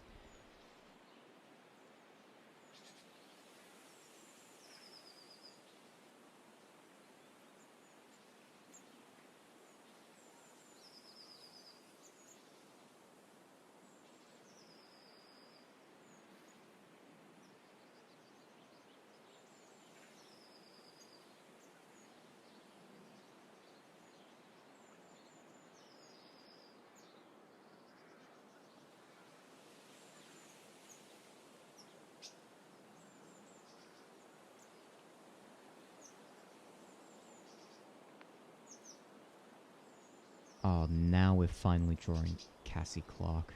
Oh, it took us ages, but we're finally here. We're finally here, drawing her from sort of like a low profile. That's what we're doing right now.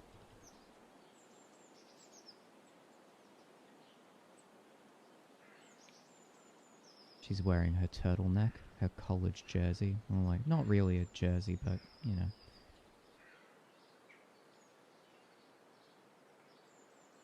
That's something cool that I like about this era, is that, you know, it was much more progressive than its years prior. And then sort of the Depression rolled around and then everyone had to be uber conservative. Well, not had to be, but, you know, things just weren't as progressive anymore.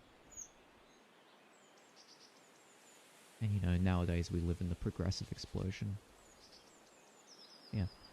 Not to say that things weren't sexist back then. They were absolutely sexist back then. I think when reading through Lackadaisy, because, like, Tracy has like an artist's note or a storyteller's note at the end of each of her pages. They were researching how women were treated back then, or like at least like how women could go to college and all of that. She was equal parts like she was equal parts surprised and disturbed, because not only Ron Burgundy. Ah, yes. Anchorman. Anchorman's a good, funny movie. I don't think it's a bad movie, though.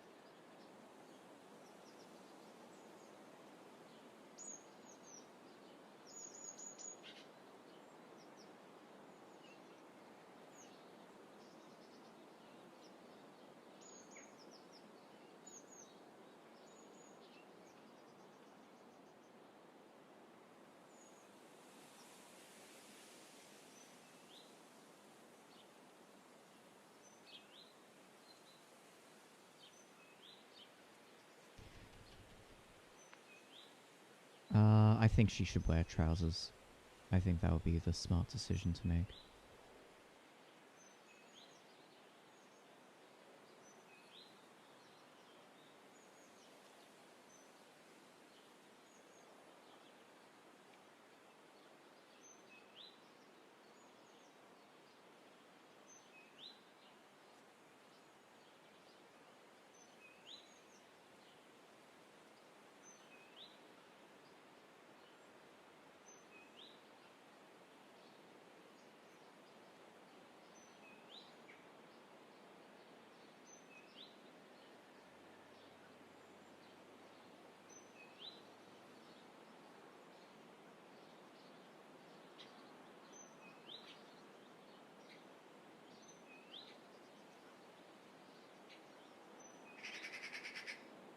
Oh, whoops.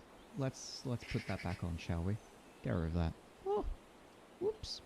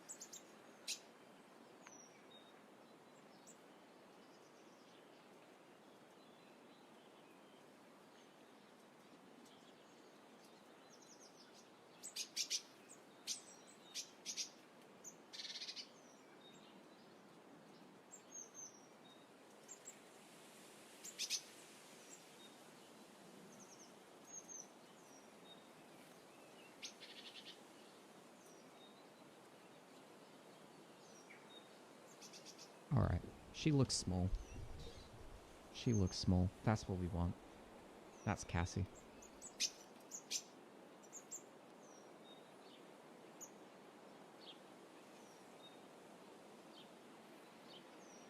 Hmm.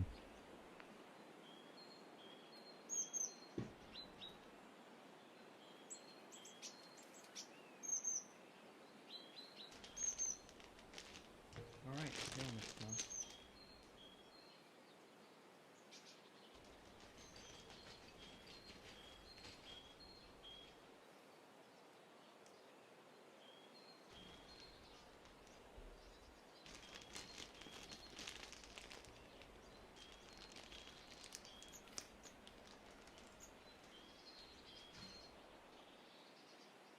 oh, you found my channel because you looked up furry stream. Hell yeah. Hell yeah, that's what you love to see. Hmm. Yum.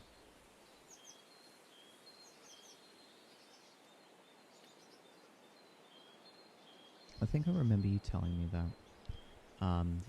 I was like, well, strangely, like, how did you find me? And you were like, oh, through YouTube search. And I was like, well, alright then.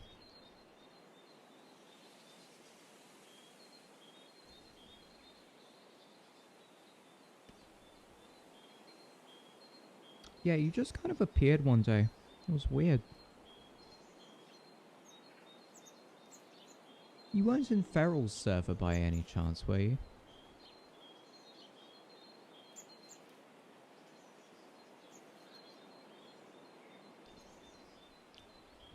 Because I remember there was someone that was like really shy around YouTubers or something strange like that. And I'm not a YouTuber. I wouldn't even consider it.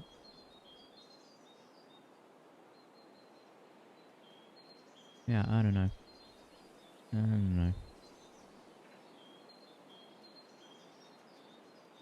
I think it was when I was enjoying furry hate videos. Weird.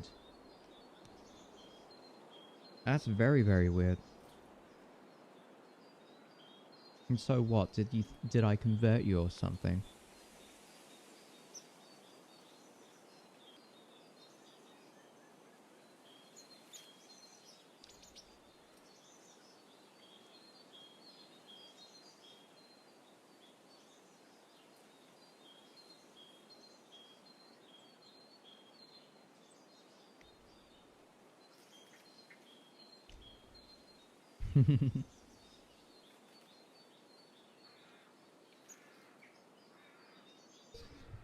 Alright, Cassie's in the middle of the screen. She's doing a thing.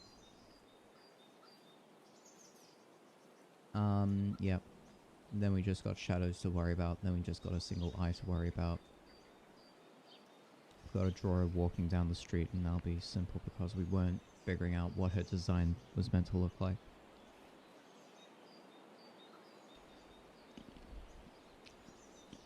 Find them hilarious and educational. Pog.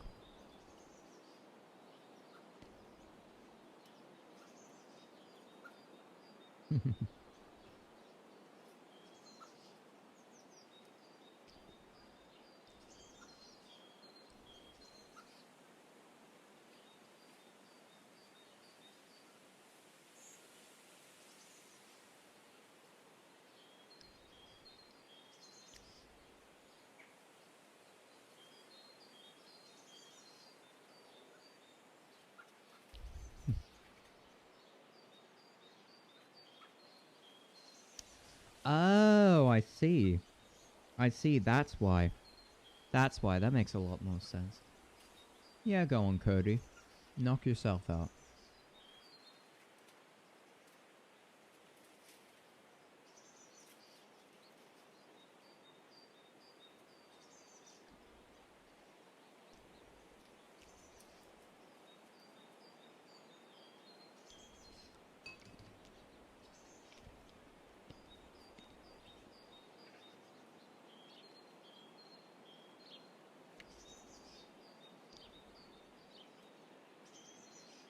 No, no. I did not laugh. I did not laugh, haha.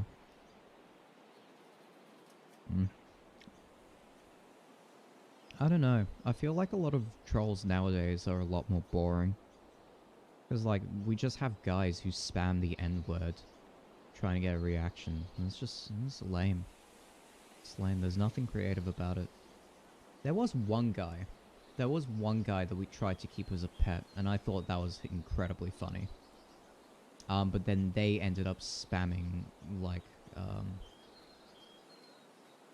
think they ended up spamming, like, a lot of homophobic shit as well. Yeah, I don't know. Modern day trolls are just dumb.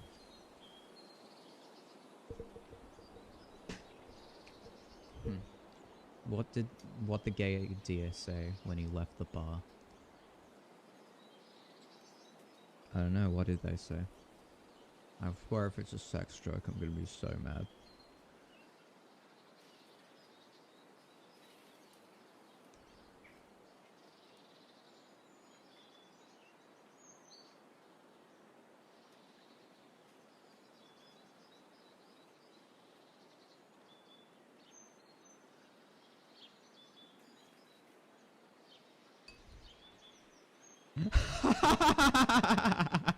Alright, sick. We love that.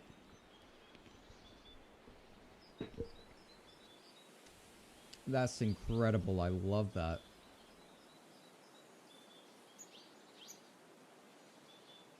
See, it's a sex joke, but it's also funny. I appreciate that. I appreciate what you've done for this community. Also, 20 is a good effort.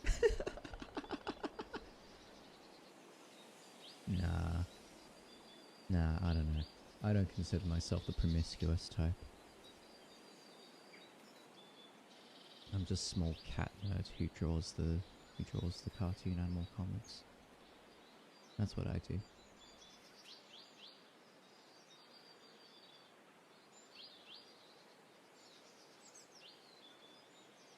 Anyway, let's finish this off.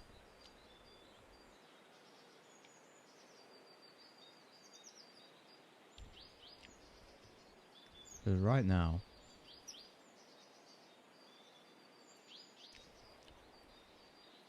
that bar is a good... Oh, goodness, yep.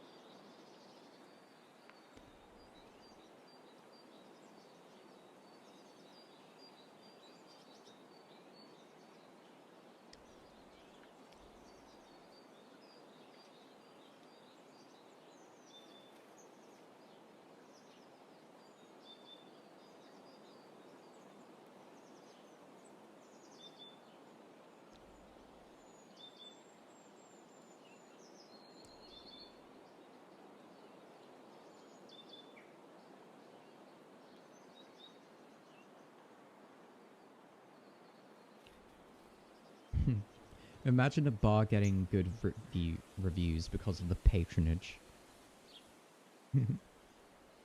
Instead of the actual aesthetic itself. Like, oh, guy, there's this one guy. We call him Magic Mouth. Oh, he's a gorgeous, gorgeous man.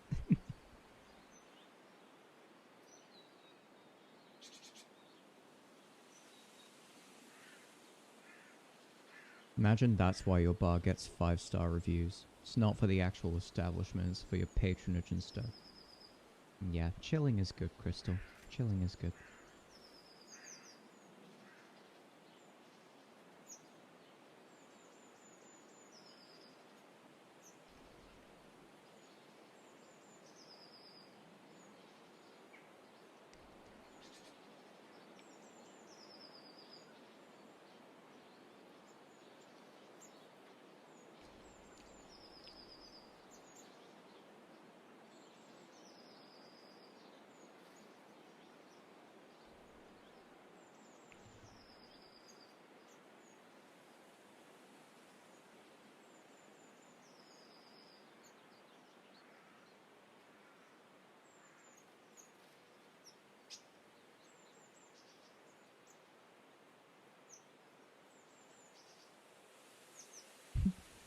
You're gonna use that now? Oh goodness, I've taught you a bit of slang, haven't I? Oh goodness. Oh goodness, what have I done?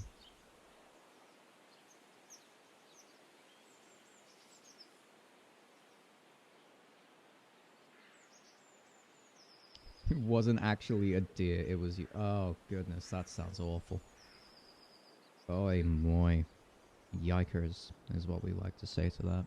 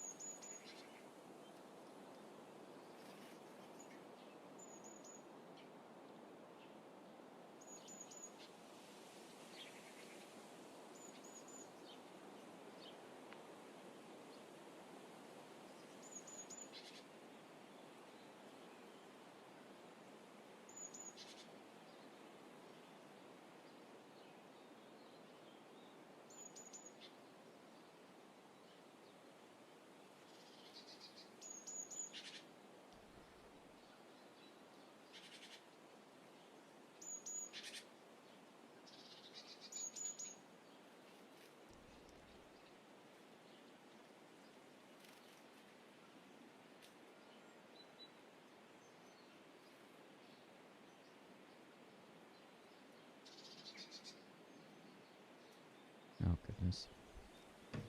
Feels like a Friday? Well, it's technically a Saturday for you, isn't it?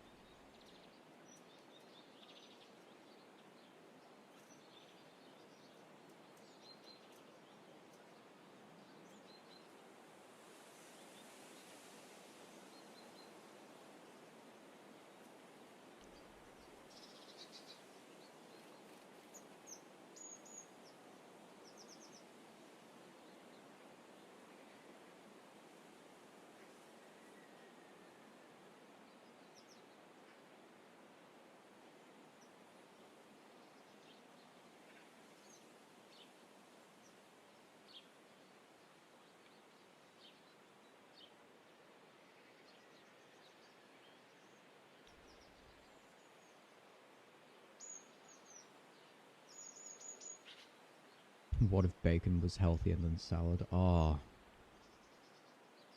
I would feel sick.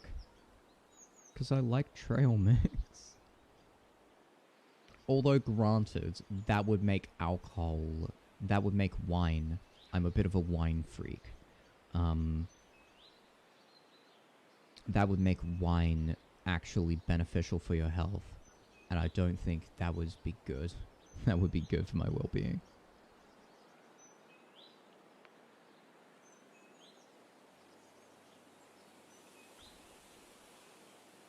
You want to see crazy JoJo stands? I'll show you a JoJo stand. Yeah.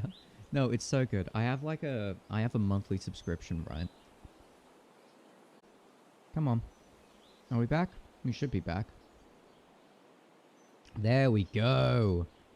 Saved. Saved. Yeah, anyway. What I was going to say before I left off. So there's two things, right? First of all, I'm going to show you the best stand on the planet. And second of all, I'm going to show you... like my wine well, I'm not going to show you my wine subscription service. Basically, it's called Good Pair Days. You get 4 bottles a month for $60. Usually they taste good. And it stops me from spending so much on alcohol. Because, like, one of my biggest weaknesses, one of my worst habits in uni first year, is that basically I would go through, let's say, like 8 bottles a month. Maybe like 10. I would go through 10 bottles a month, I think. And each of those bottles costed like $8 each.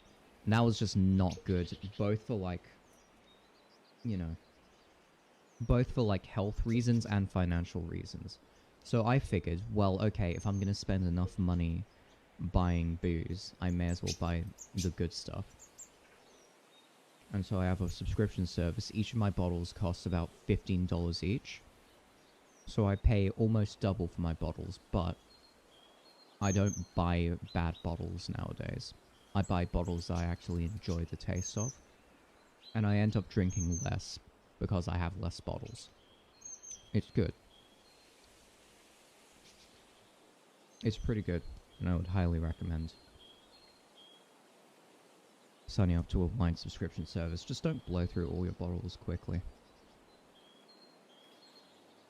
But yeah, on the topic of like JoJo stands, let me show you Superfly.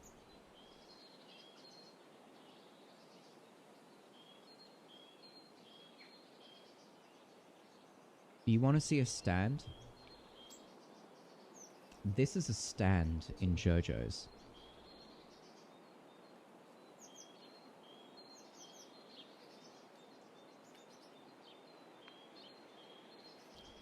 Look at that shit. This is a stand in JoJo's Bizarre Adventure.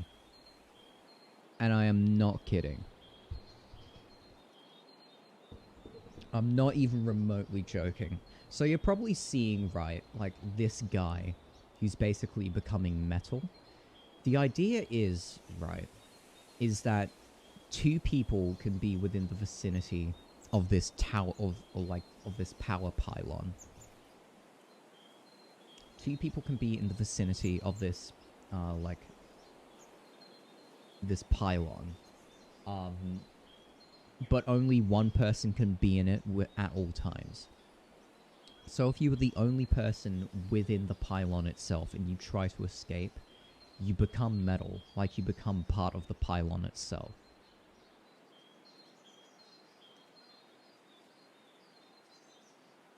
And so basically the whole arc revolves around trying to get this guy back into the tower. So like our main characters can just... Red wine, you make me feel so fine. Why do I think I remember where that comes from? Anyway, but yeah, the whole idea of this arc is that it revolves around our main characters trying to get this guy to go back under the tower so that our main characters can escape from under the tower themselves. Is correct. And so here's the funniest thing. The stand on the left is called Tower of Grey. The stand of the right is called Superfly. This should be Superfly. This is literally a Tower of Grey. Look at this. Look at this. Like, come on. Come on. How would you introduce the show to a newbie like you? Good question. So, you can do it in one of 2 ways. You can either begin from the very beginning. You can do it like that, or you can begin from the beginning of Stardust Crusaders. I think those are really the 2 ways of going about it. Because I believe the beginning chapters, so chapters 1 and 2, if you could call them that, realistically they're broken up into parts. So JoJo's itself is an anthology series. So part 1, you know, looks at the adventures of Jonathan Joestar in like in Victorian period England, I believe, like late 19th century, shall we say. And so next part, so each season has a different subtitle. Yeah, so the first part is called Phantom Blood, second part is called Battle Tendency, third part is called Stardust Crusaders. So, like, you have JoJo's Bizarre Adventure, Battle Tendency. JoJo's Bizarre Adventure, Stardust Crusaders. JoJo's Bizarre Adventure, Steel Ball Run. Things like that. The one that's currently that will be released coming December is called JoJo's Bizarre Adventure Stone Ocean. And so basically, in parts 1 and 2, they are heavily inspired by an anime called Fist of the North Star, which, if you don't know, is basically like ninjas using sun karate. And so a lot of JoJo's part 1 is a lot of ninjas using sun karate. You don't need to worry about what that actually means, just know that, like, it's martial arts combined with an energy system. And in JoJo's Bizarre Adventure, it's called Haman. I don't know what it's called in the other one. But yeah, going into part 3, Araki, so the author himself, thought to himself, well, I don't want to be stuck in this position of having to write these martial artists using sun karate. So I'm going to invent a new power system, which are called stands, and they are basically the manifestation of your soul. And so stand users can see other stands, but non-stand users can't see those stands. So you have basic punch ghosts such as Star Platinum, you have different stands such as Hermit Purple. You know, basically whatever your soul can manifest as a physical entity can be a stand. And so that opens up the concept to, like, oh, you have one guy who just creates zippers and walls. You have one guy who can create, like, who can, like, manipulate sand. You can have another guy who manipulates time, things like that. You have one guy whoever, like, whatever object he touches becomes a bomb, and that bomb can be remotely activated. You know, various abilities. Don't need to worry about, like, oh. So what you need to understand is you can either go from the beginning, you will understand the whole arc of the characters. So the Jojo Bloodline, the Jojo Bloodline, that is, it starts with Jonathan Joestar in the late 19th century. That's Phantom Blood. Part 2 goes into, like, Second World War. And so that's, like, the middle of the 20th century. And that follows his grandson, Joseph Joestar. And then the third part, that takes place in, like, the 1980s, I believe. And that follows Joseph's grandson, Jotaro Kujo. So his daughter ends up marrying a Japanese man. They give birth to Joseph's grandson, Jotaro Kujo. And it basically goes down the lineage of JoJo's. And each part is set in a different, sort of a different setting. So in part 1, 19th century England. Part 2, 20th century America.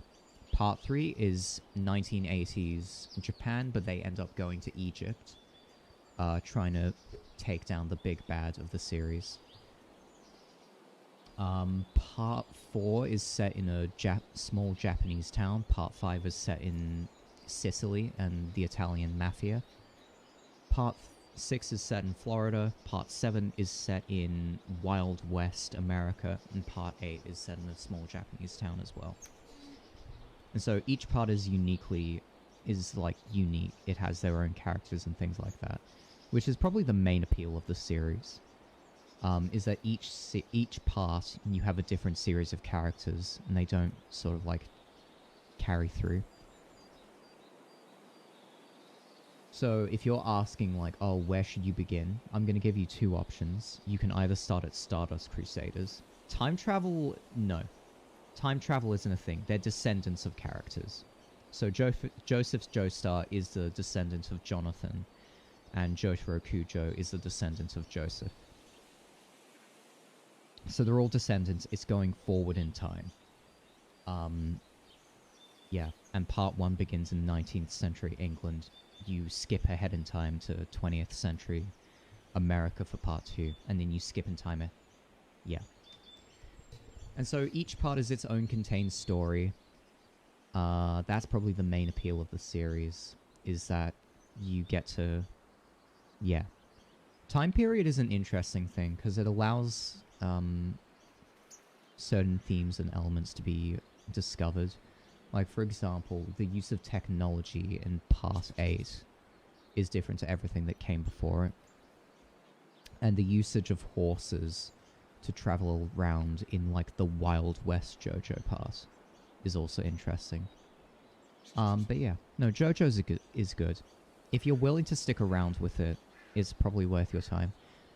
And you might end up seeing some of the narrative decisions that Araki takes that I have lifted inspiration from, because like I love how he writes his stories. And I've written my stories in a similar way. Although I've written my stories in a way that is probably a little bit more Western. There's a lot more planning that goes into... Well, I'd say there's a lot more planning.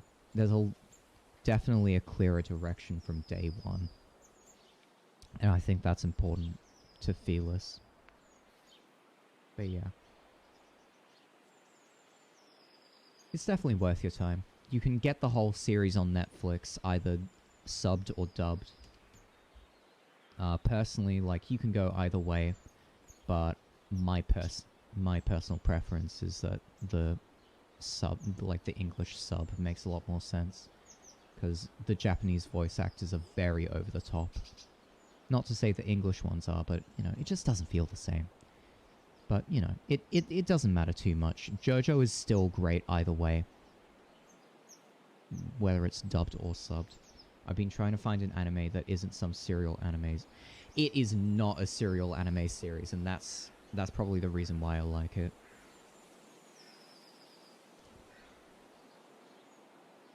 Yeah. JoJo's deals with metaphysics and like very very bizarre concepts of the natural world very often. A lot of that is also in Part 8, but a lot of that earlier stuff is in Part 7 as well.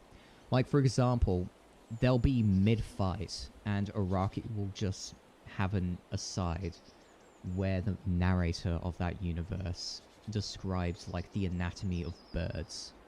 And, like, yeah, no, it's cool. It's cool. I would definitely recommend JoJo's Bizarre Adventure. I'd also just recommend to enjoy it, because, like, it's a weird series, it's a weird anime, and it doesn't expect, well, it is very unapologetic in how weird it is. If you like that, cool, but if you don't, you know, just a bit of a warning there. Because I have had some people who say, I just can't keep up with it, man. I get to the second series, and I'm not used to getting attached to a new set of characters each time, which is completely fine. It's completely fine. But yeah, anyway. Let's finish off this sketch, because really what I've been doing is putting it off while eating my nuts, responding to you guys, and just going off on tangents by myself.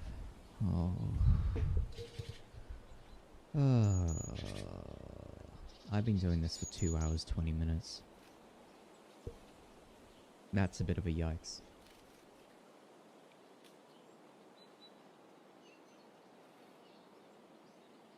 Granted, it's 2 hours, 20 minutes where I haven't been, awfully productive. More productive than in the past, but, you know, still not awfully productive. I know an anime... Oh, let's not worry about that. Oop.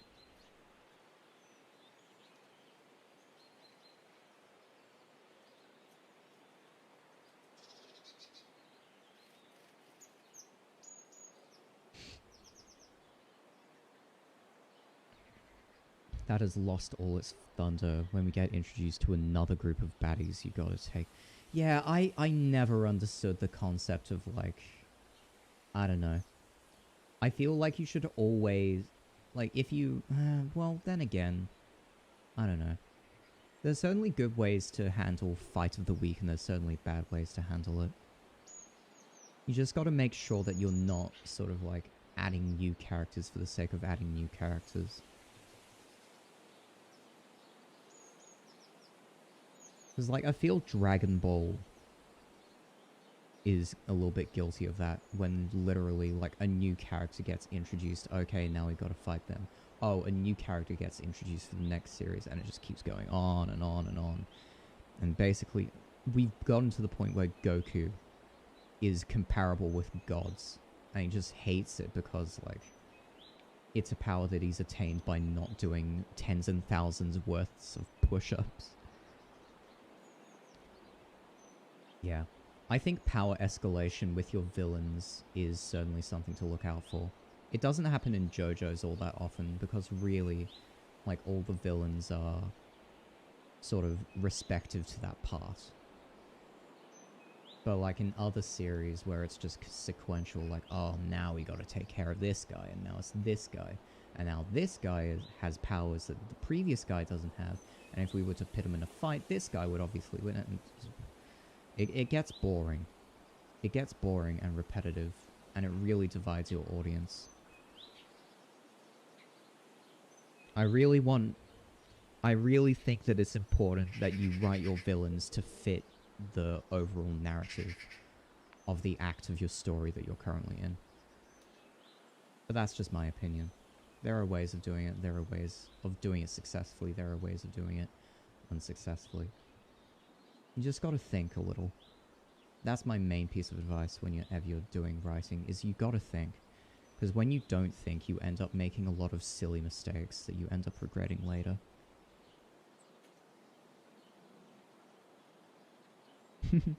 Supercuts of DBZ screaming is funny. Yeah. But like, there, not to say DBZ is a bad series. DBZ is a great series. The fact that, what's his face? Vegeta basically becomes a family man by the end of Dragon Ball is fucking hilarious. I love that so much. I fuck with Vegeta's arc so badly.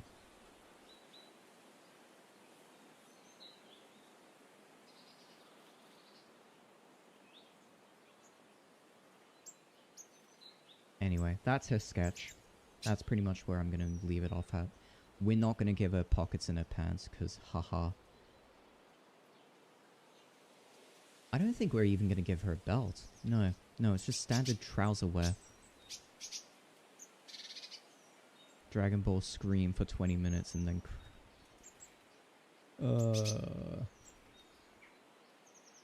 I think the prime way of understanding the Dragon Ball series is to watch DBZA.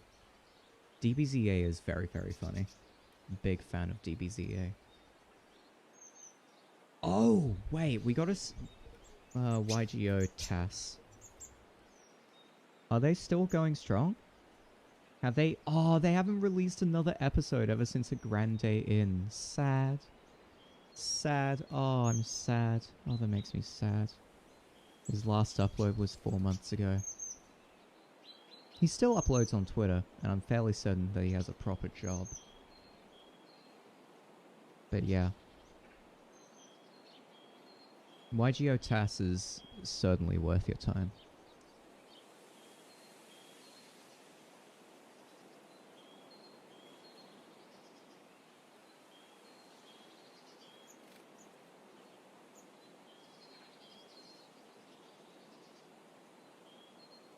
Yeah, putting the major fights in YouTube is good.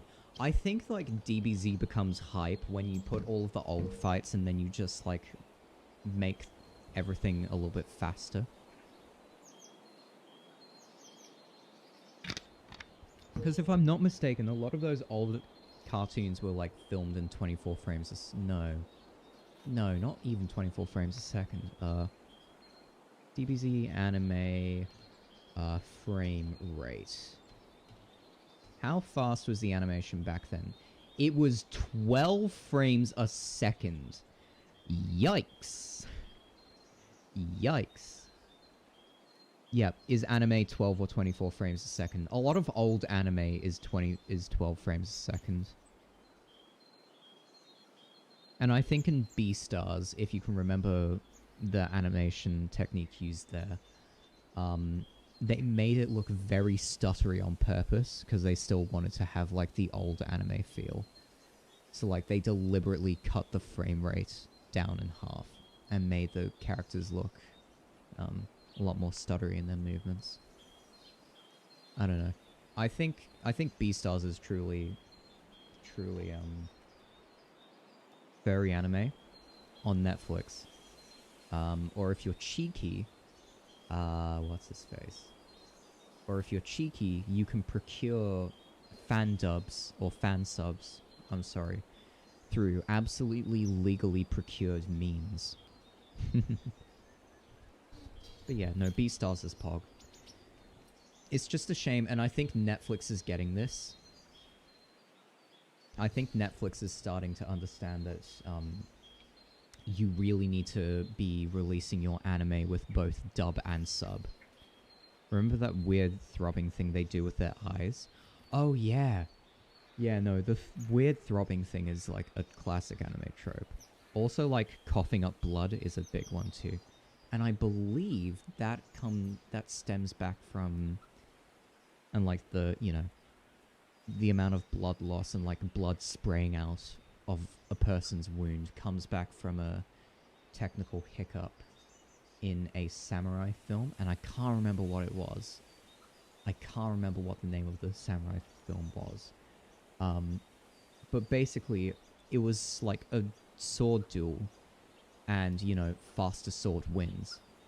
The main protagonist basically cuts a guy, and the special effects department got the pressure on the fake blood wrong, and so it looked like blood was spraying everywhere in a very, very violent manner. And that's kind of influenced anime ever since. Is it really the 13 Samurai?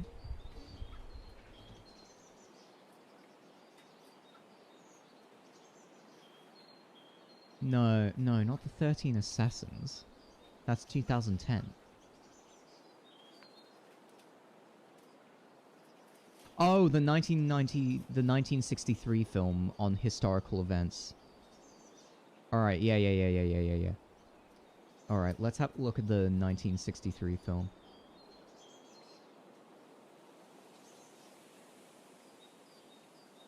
"13 Assassins," here we are.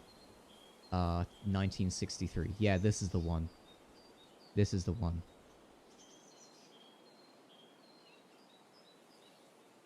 Directed by Aichi Kudo. There we go. There we go. His name is probably pronounced Ichi. No, Ichi Kudo. Oh, hell yeah. Yeah. Alright, good to know. Yeah, you are correct. 13 Samurai. 1963 Blood.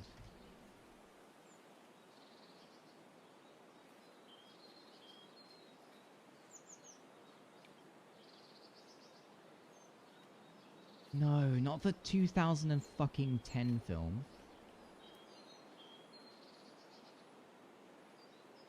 Yeah. There was a scene where essentially the main character... Yeah, it's this one over here. It's this scene over here, where essentially... Oh, hell yeah. No, we can see this.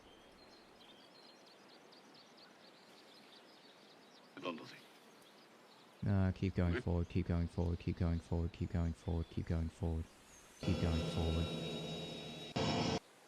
Yeah. And the blood just sprays everywhere.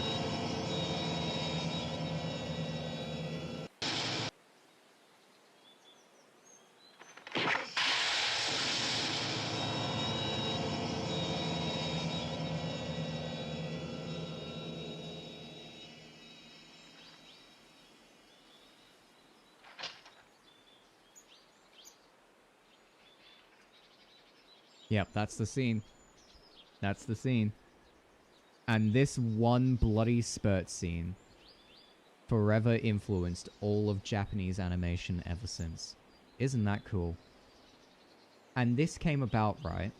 So the initial blood spurt, like here, was meant to be far more subdued. So they're kind of in a standoff. It basically just sprays out of him all at once. And you can kind of see towards the end that, they run out of blood. About there. So it goes for about a second. They run out of blood because they've run the machine dry. And the special effects team were so scared because they thought they'd cocked it up. And then, oh goodness. Ichikudo. Or Ichikudo, whatever. Ichikudo looked at it and he said, "That looks fucking awesome." And he kept it in. Really, really... I mean, that's just classic, isn't it? Blood sprays everywhere. It was meant to look way more, realistic. But I think, the blood spray, combined with sort of that jarring music, that jarring non-diegetic music going on in the background, just made that scene. Really, really cool bit of history there. Really, really cool bit of history. Anyway, we're gonna get rid of both of these tabs, get rid of this tab. Oh.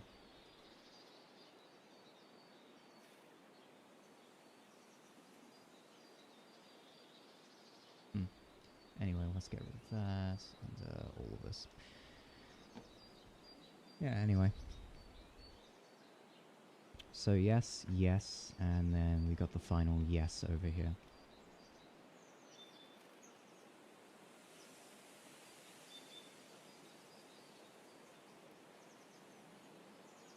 I think we'll do it on this panel though, and then just move it over.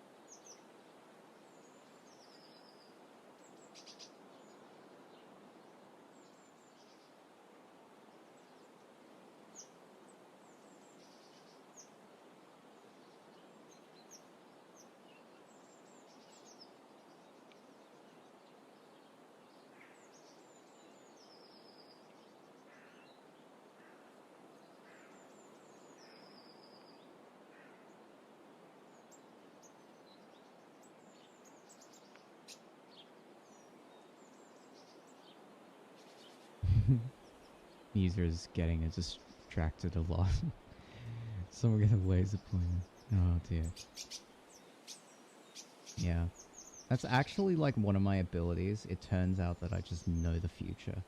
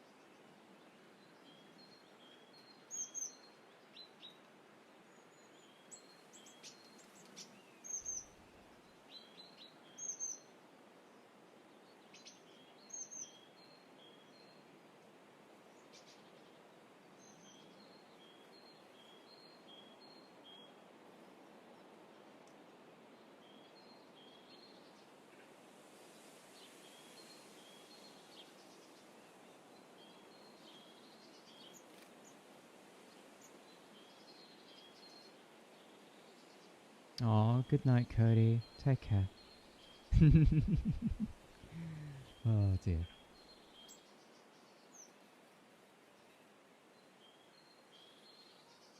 Oh shit.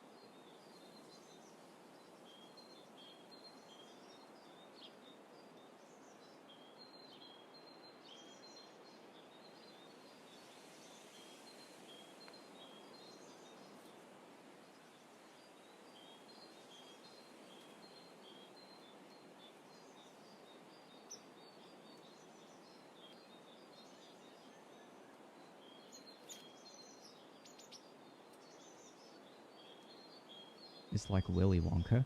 What, her eye?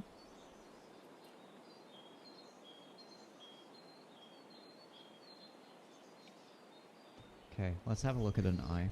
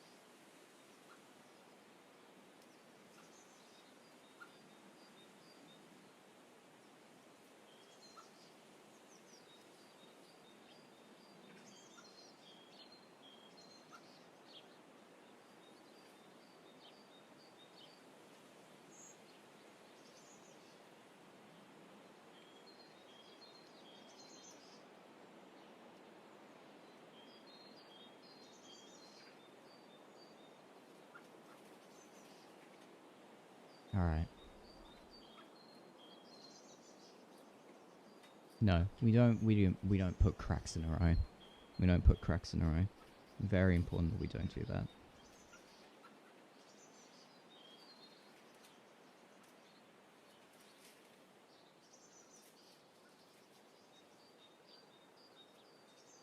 Alright, now we just need to draw her walking down the street.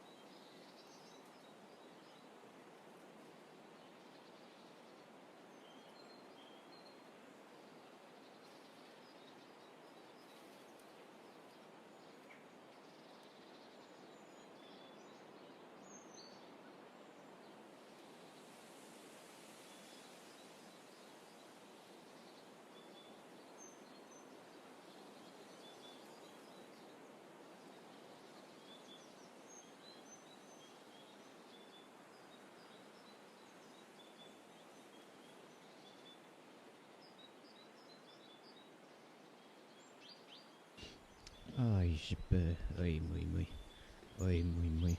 Ay, muy, muy.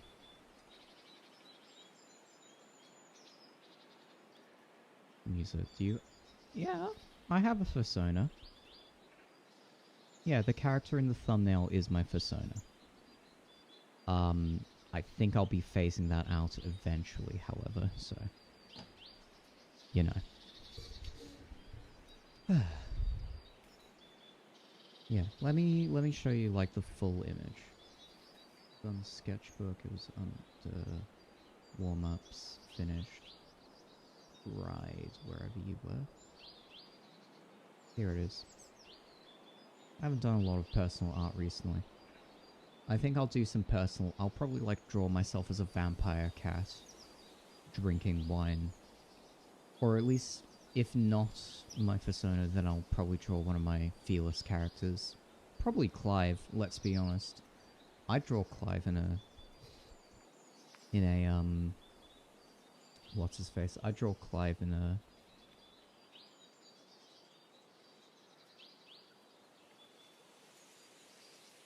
in sort of like a vampire's outfit.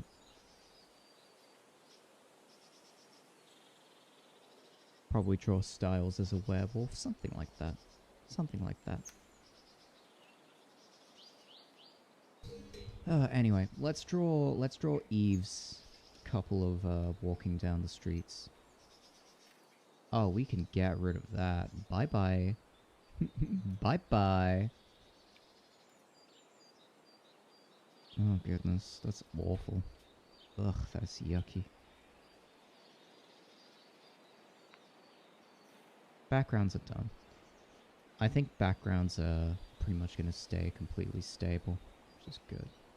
It's good. We don't want to cause ourselves too much heartache.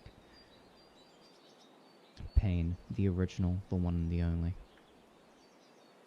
What we're going to do is we're going to do all of our line... We're going to do all of our line work on the same panel in the middle.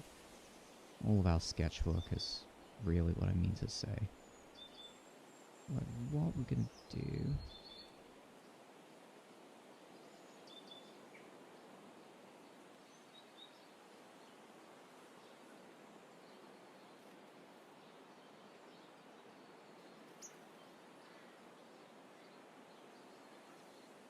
Oh, this is a pain to deal with.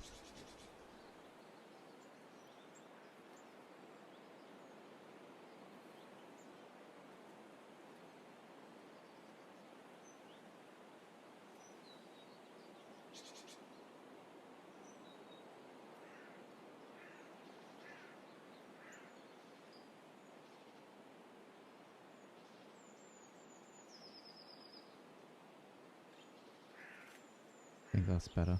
There we go. That's pretty much dead on. Okay, sweet. Let's get rid of all of the colors. Let's focus on Eve specifically. These are going to be her 3 positions. Now we need to draw her in. We need to draw her far away, walking closer, and walking closer still. So where is the furthest that she's away from? I think the furthest she's away from is over here. Let's put our midline so that we can specifically draw her in the middle in the background.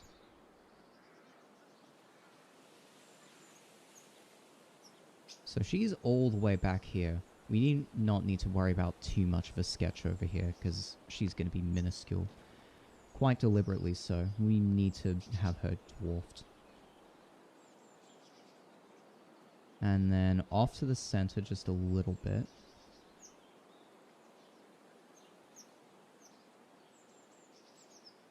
Still not like at her house quite yet. Bring her up just a little bit. And then final Eve shall be like right here.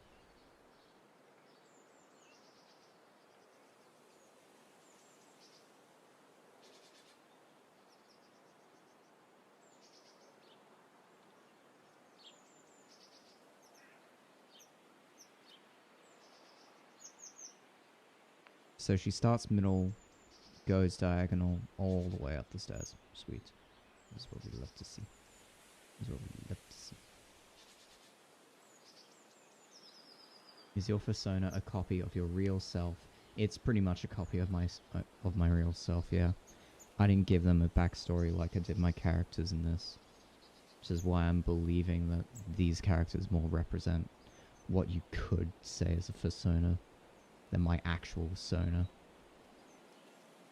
Anyway, enough of that. We're basically gonna use her as the initial template. Panel 1. First panel. Easy stuff.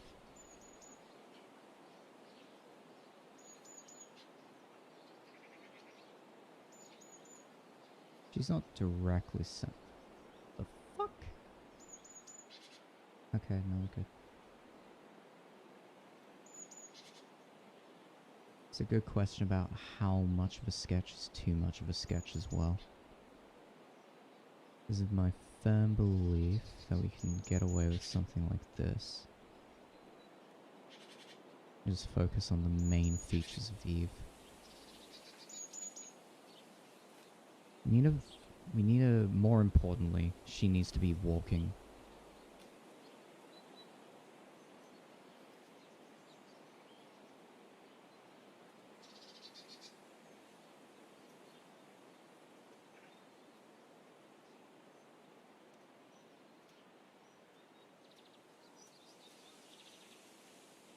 Alright, right leg outwards. Yep, left leg back. Oh, sorry, right leg back, left leg forwards. Oh my goodness.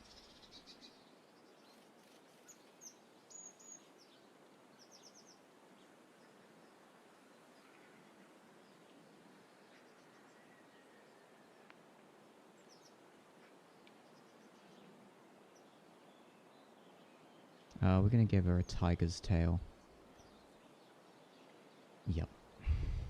Yep. Tiny Eve, all the way in the background. She walks closer still. That's what we want to do with her. She is minuscule right now. She is minuscule. For good reason. For good reason.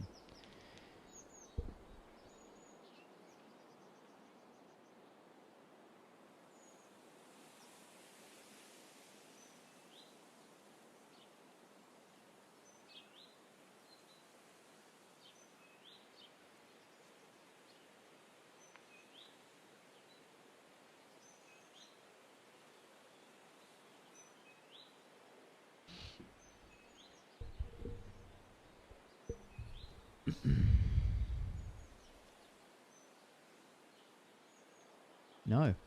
No, it's actually very, very cool right now.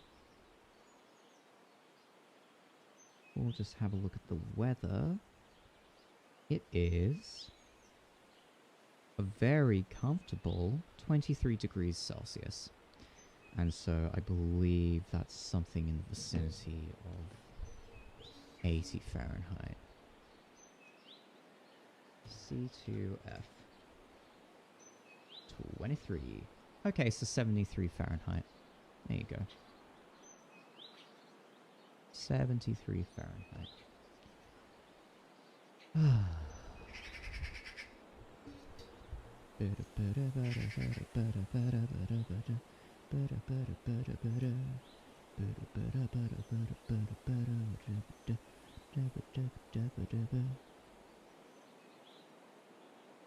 I think that's what she's meant to look like. Slender figure. Very slender figure. Deliberately slender figure too. We got panel 1. Then we move on to panel 2. So basically what it is, right, I believe it's Celsius times 5/8 multiplied or plus 32. It's basically just the scale used. And there's differences in the tallyings.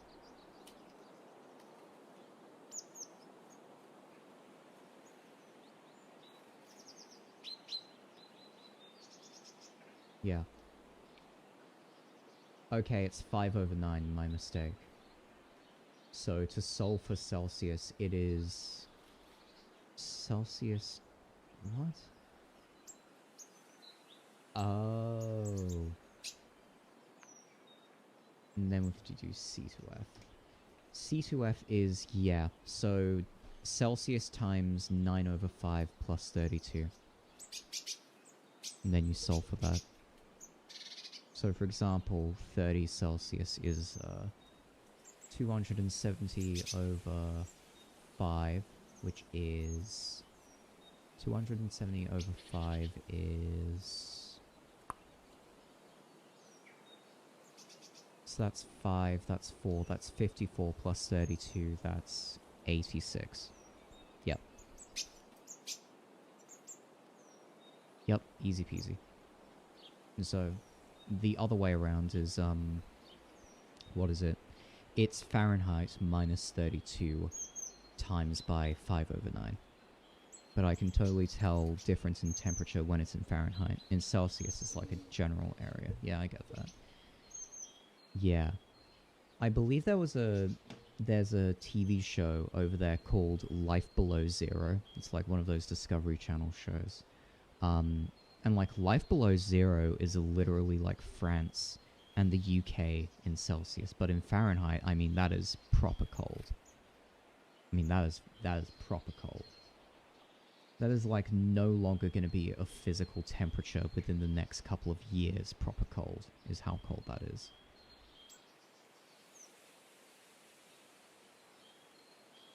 So that was the first of pain. Then we do the second of pain. She's over here. Where are you? There you are. I'm just gonna move you over slightly. There you are.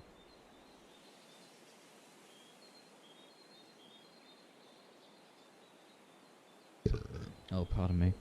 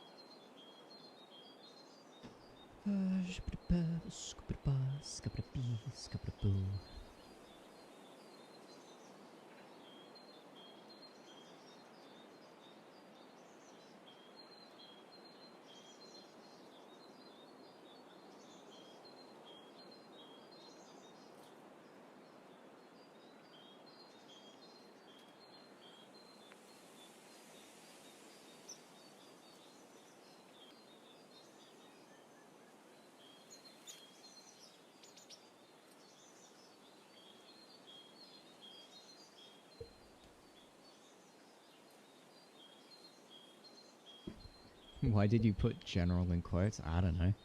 I don't know. That's...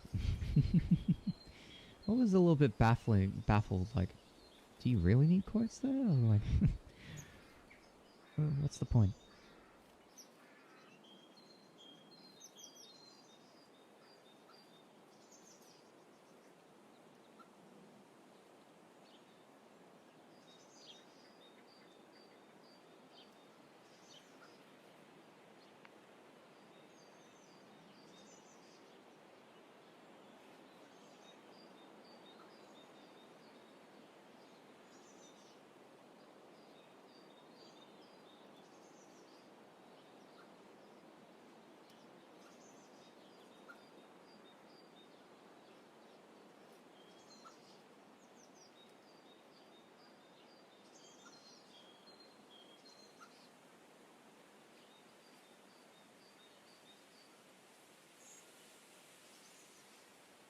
A loser of pounds. Got a weight loss goal in mind, have we?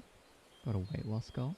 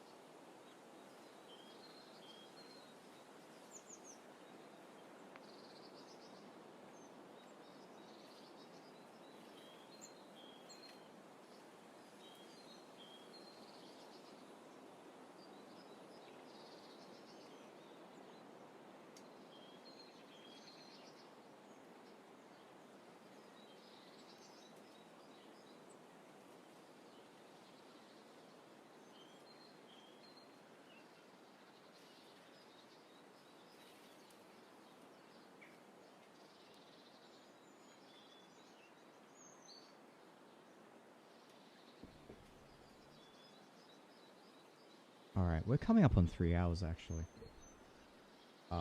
Let's see if we can get one final sketch in before we wrap up.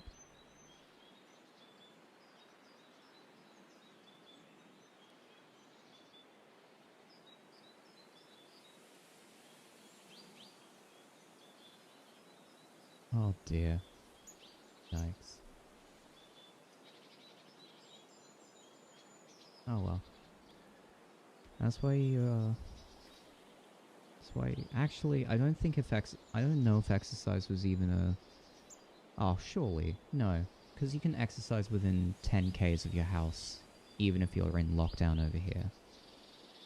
Surely you could do something similar over there.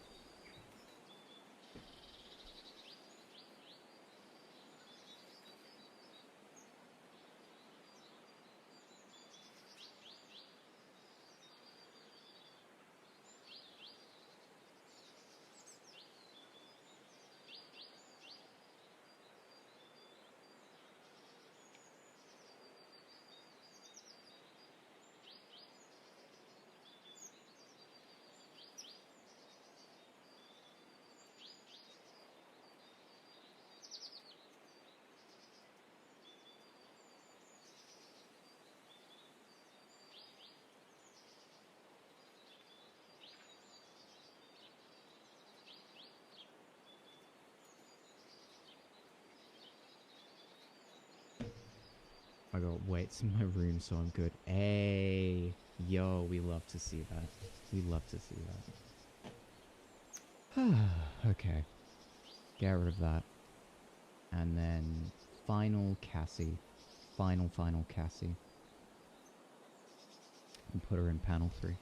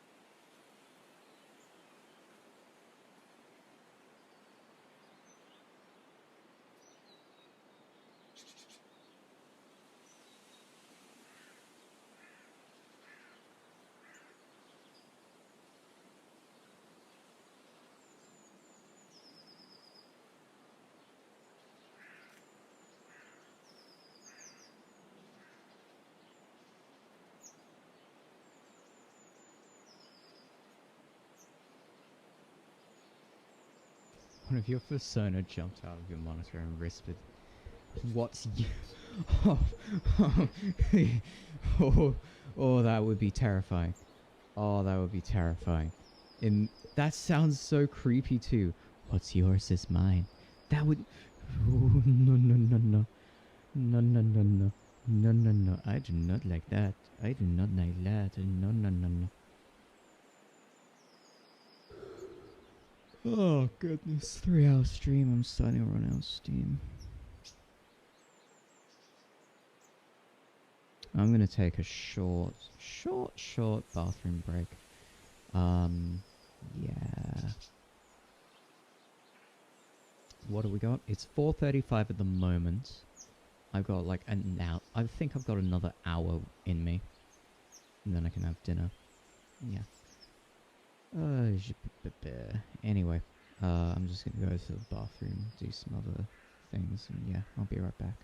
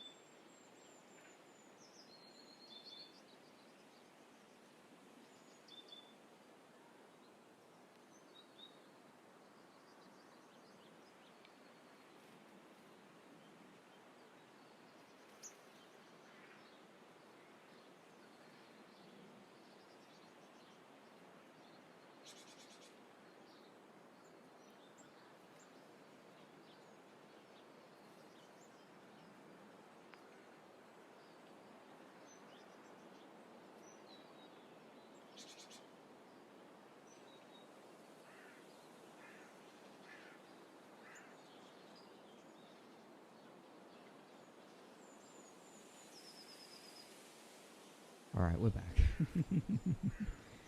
Oh dear.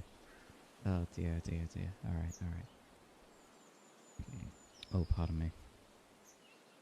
Oh my lord. Okay, dude. The hell was that? Streamlabs? Alright. Was a bit sus of you. Literally every message on the planet just got flooded. Wow. Oh, that was fun.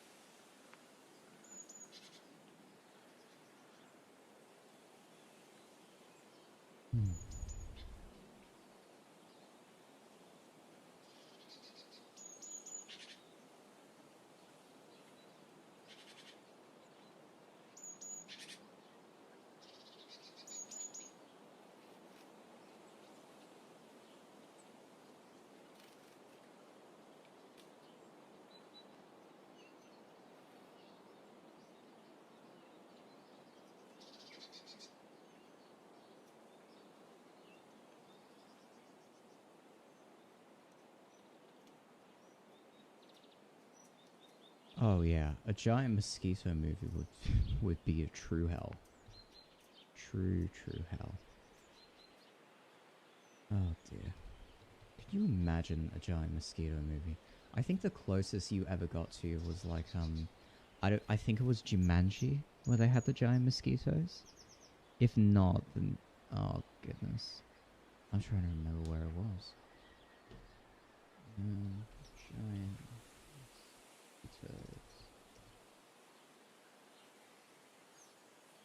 I think it was actually in Jumanji. Oh my lord. That is the thing of nightmares. Oh, what? The fuck is that?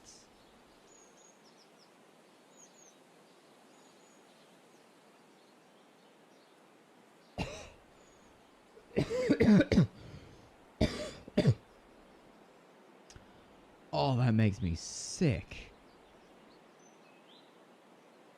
Oh. Oh. Oh. Oh. Oh, no. Blech. Blech. Yeah, there was a mosquito scene in Jumanji. Oh. Oh. Oh. Oh. Oh.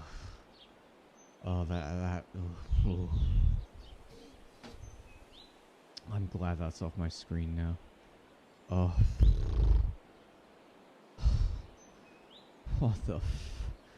What the fuck was that? Oh, I'm so glad that giant little bugger is dead. Oh. Oh, that made me physically recoil. Oh my lord.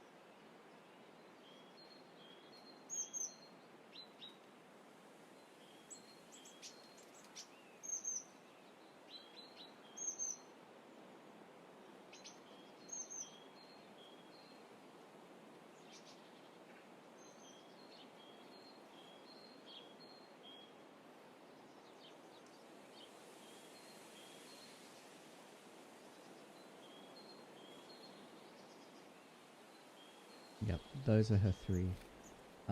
Let's see, we'll move this one over here and make it a little bit bigger.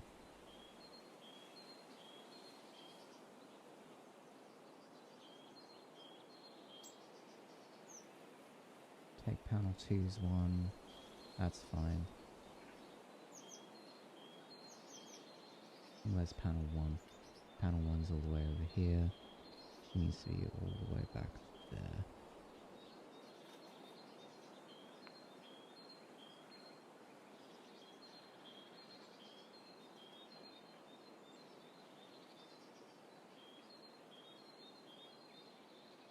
Yeah, so when we get rid of our roughs, we are left with Unus Dus Trace. Moving slowly towards the camera, opens the door, sees something terrifying, and then we're going to see what happens in the last 3 sketches here. I wonder what's going to happen in these last 3 sketches.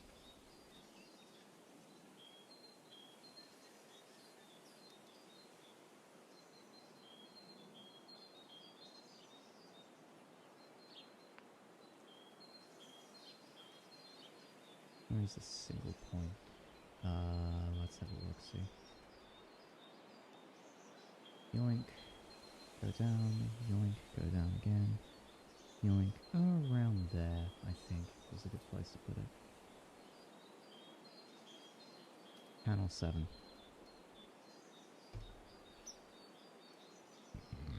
Everyone is a cat, but there are varieties of feline from the real world. Yep. Yep, varieties of feline.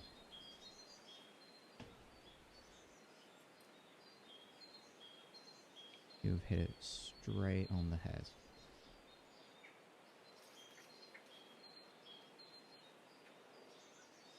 Alright, that's about right, I think. Yep. Sweet.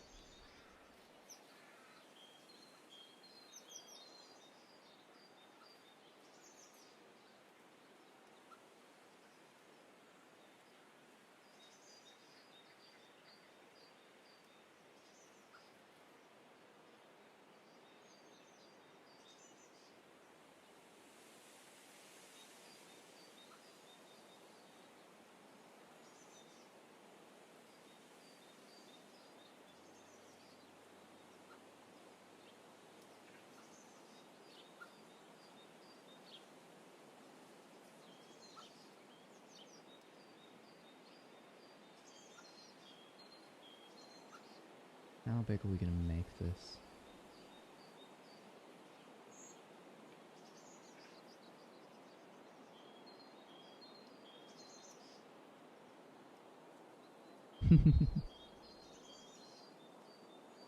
Yeah. I believe, like, when I was first planning out Eve, I was gonna have her be a Maine Coon, but realistically, like, she isn't from Siberia, so that wouldn't make a lot of sense. There's a couple of easy ones. I think most of them are pretty much tabbies and variations on tabby breeds. There's one... Cassie has more tiger-like features, I'd say. How big is she compared to...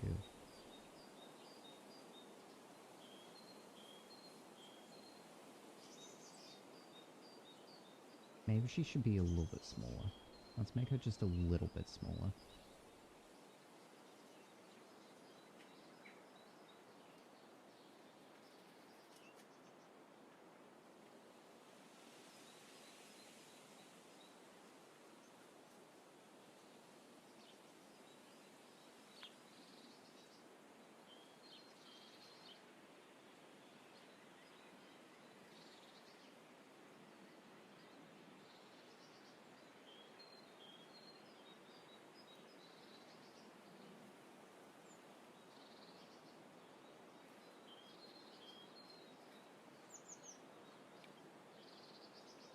We'll duplicate her, because we do need to get an idea of scaling. Let's say she's about this size. So yeah, this needs to be way bigger. She's back there. She's about that size. No, she is not. She is even smaller than that. That's her size there.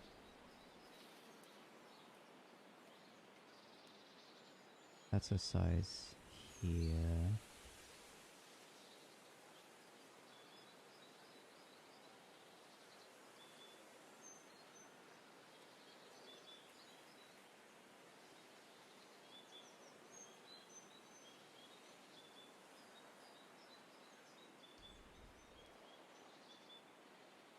Oh, what's your riddle, Crystal?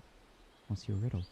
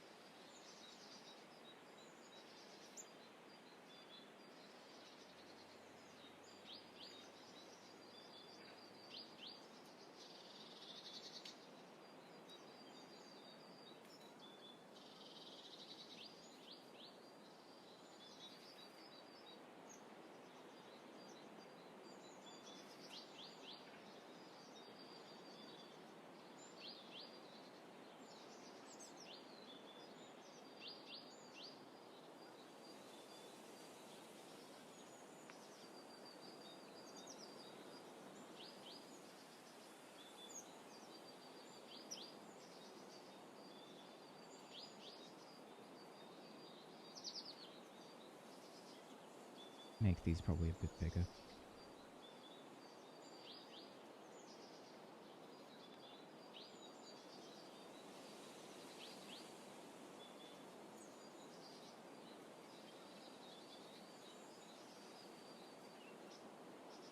I'm heavy forward, but backwards I'm not.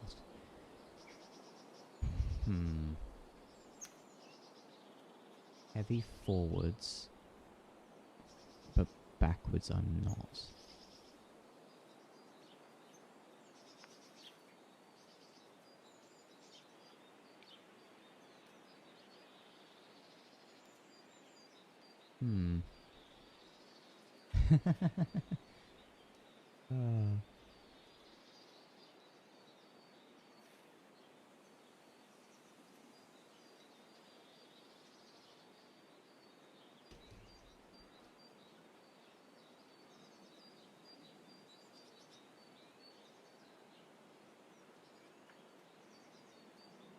Heavy forward, but backwards I'm not. It's hard to say, really.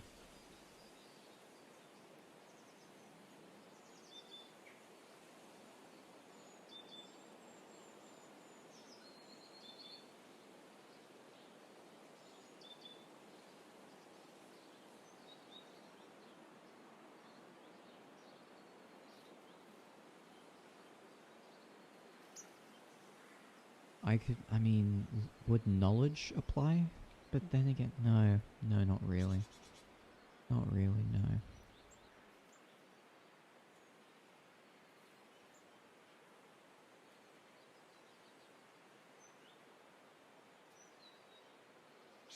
It's like going forwards, you will attain more knowledge, but that's a leap to make it heavy.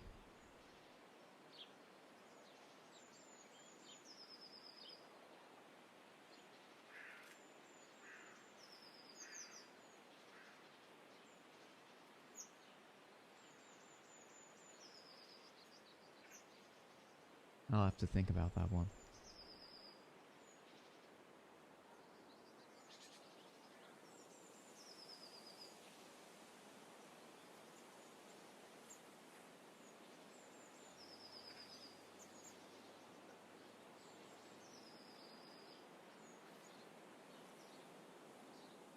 Yeah, I'm gonna have to make this a lot bigger, actually.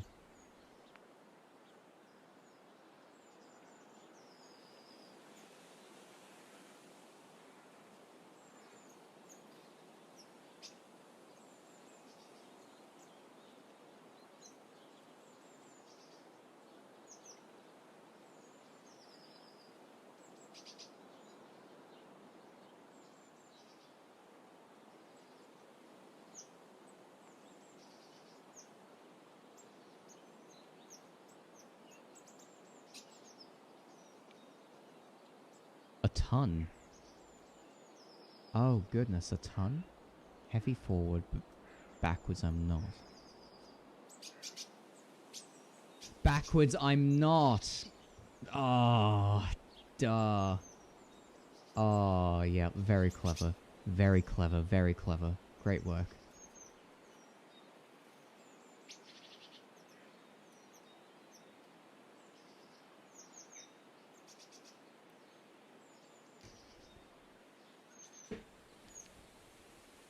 That's good. I like that. I like that riddle. Oh.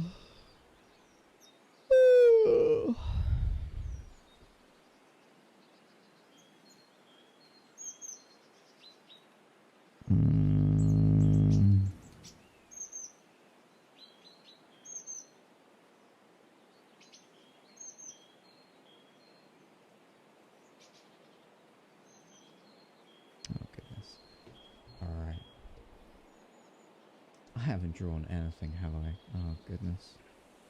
Oh, goodness, not really. Not really. Oof. Oof, oof, oof, oof, oof. Right. We go up. And then across. Could that work?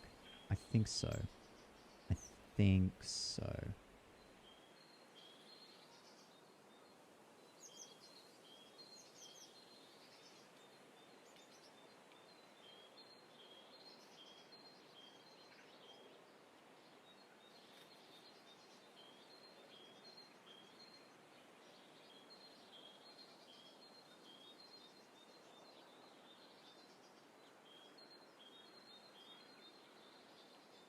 Oh, that's...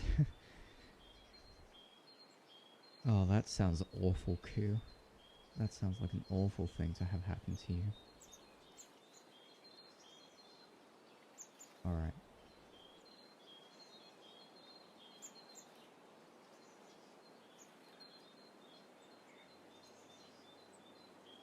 That's correct.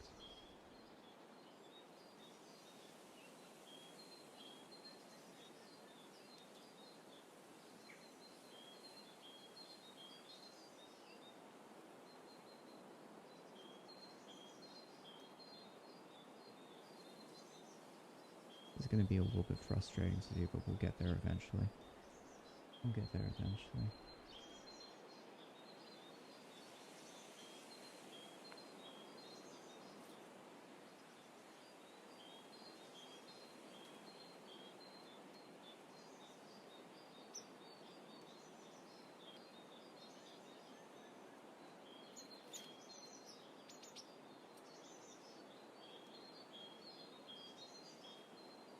Light as a feather, yet the strongest man can't hold me for more than 5 minutes.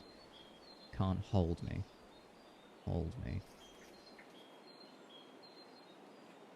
Light as a feather.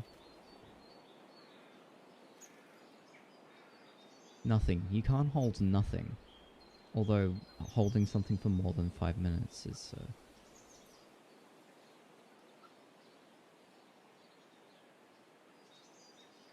the time element is throwing me off.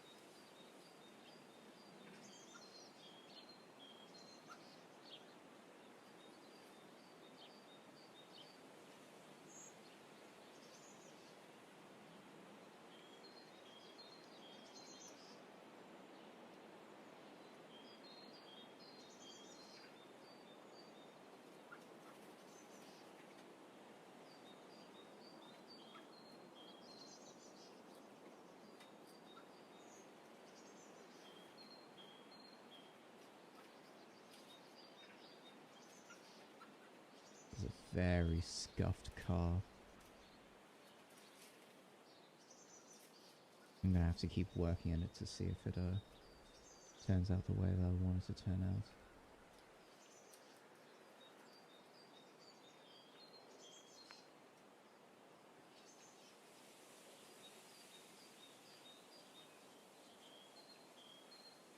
Alright, so wheel, thing at the back, thing at the back.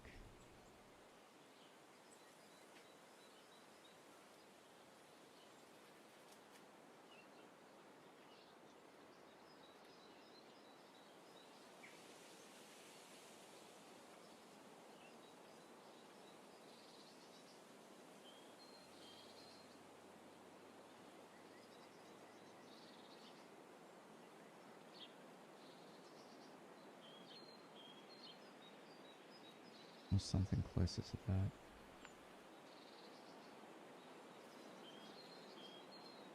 This is the trunk. Oh goodness. Yeah, I'm losing steam. I'm losing steam quick.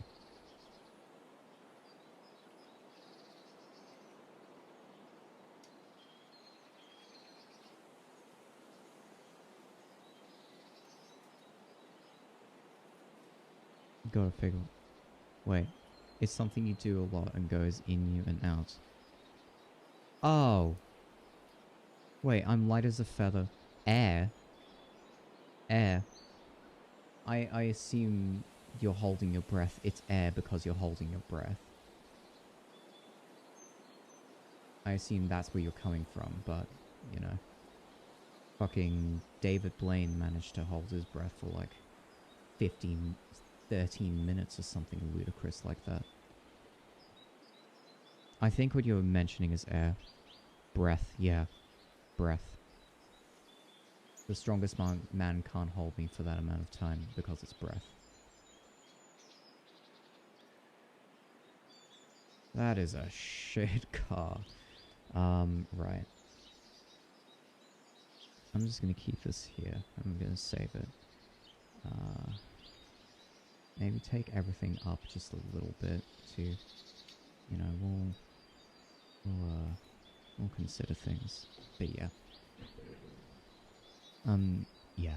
I think we're gonna solve your riddle and then I think I'm gonna go, because it's almost time for dinner. Breath is the answer. Yup. Yup. Anyway, I think that's enough. Frankly, I'm just running out of steam pronto. Pronto. But yeah, it's been fun. It's been fun. Thanks for everyone who stuck around, by the way. Very, very cool of you. But yeah, I gotta go now. I gotta go. Alright, take care. Thanks for sticking around, Crystal. Thanks for sticking around, Q. I'm really sorry for what happened earlier. I hope it wasn't too bad to watch and to listen to. But yeah, I'm gonna go now. Take care, you two. Bye bye. Oh, woohoo! Go Smooth.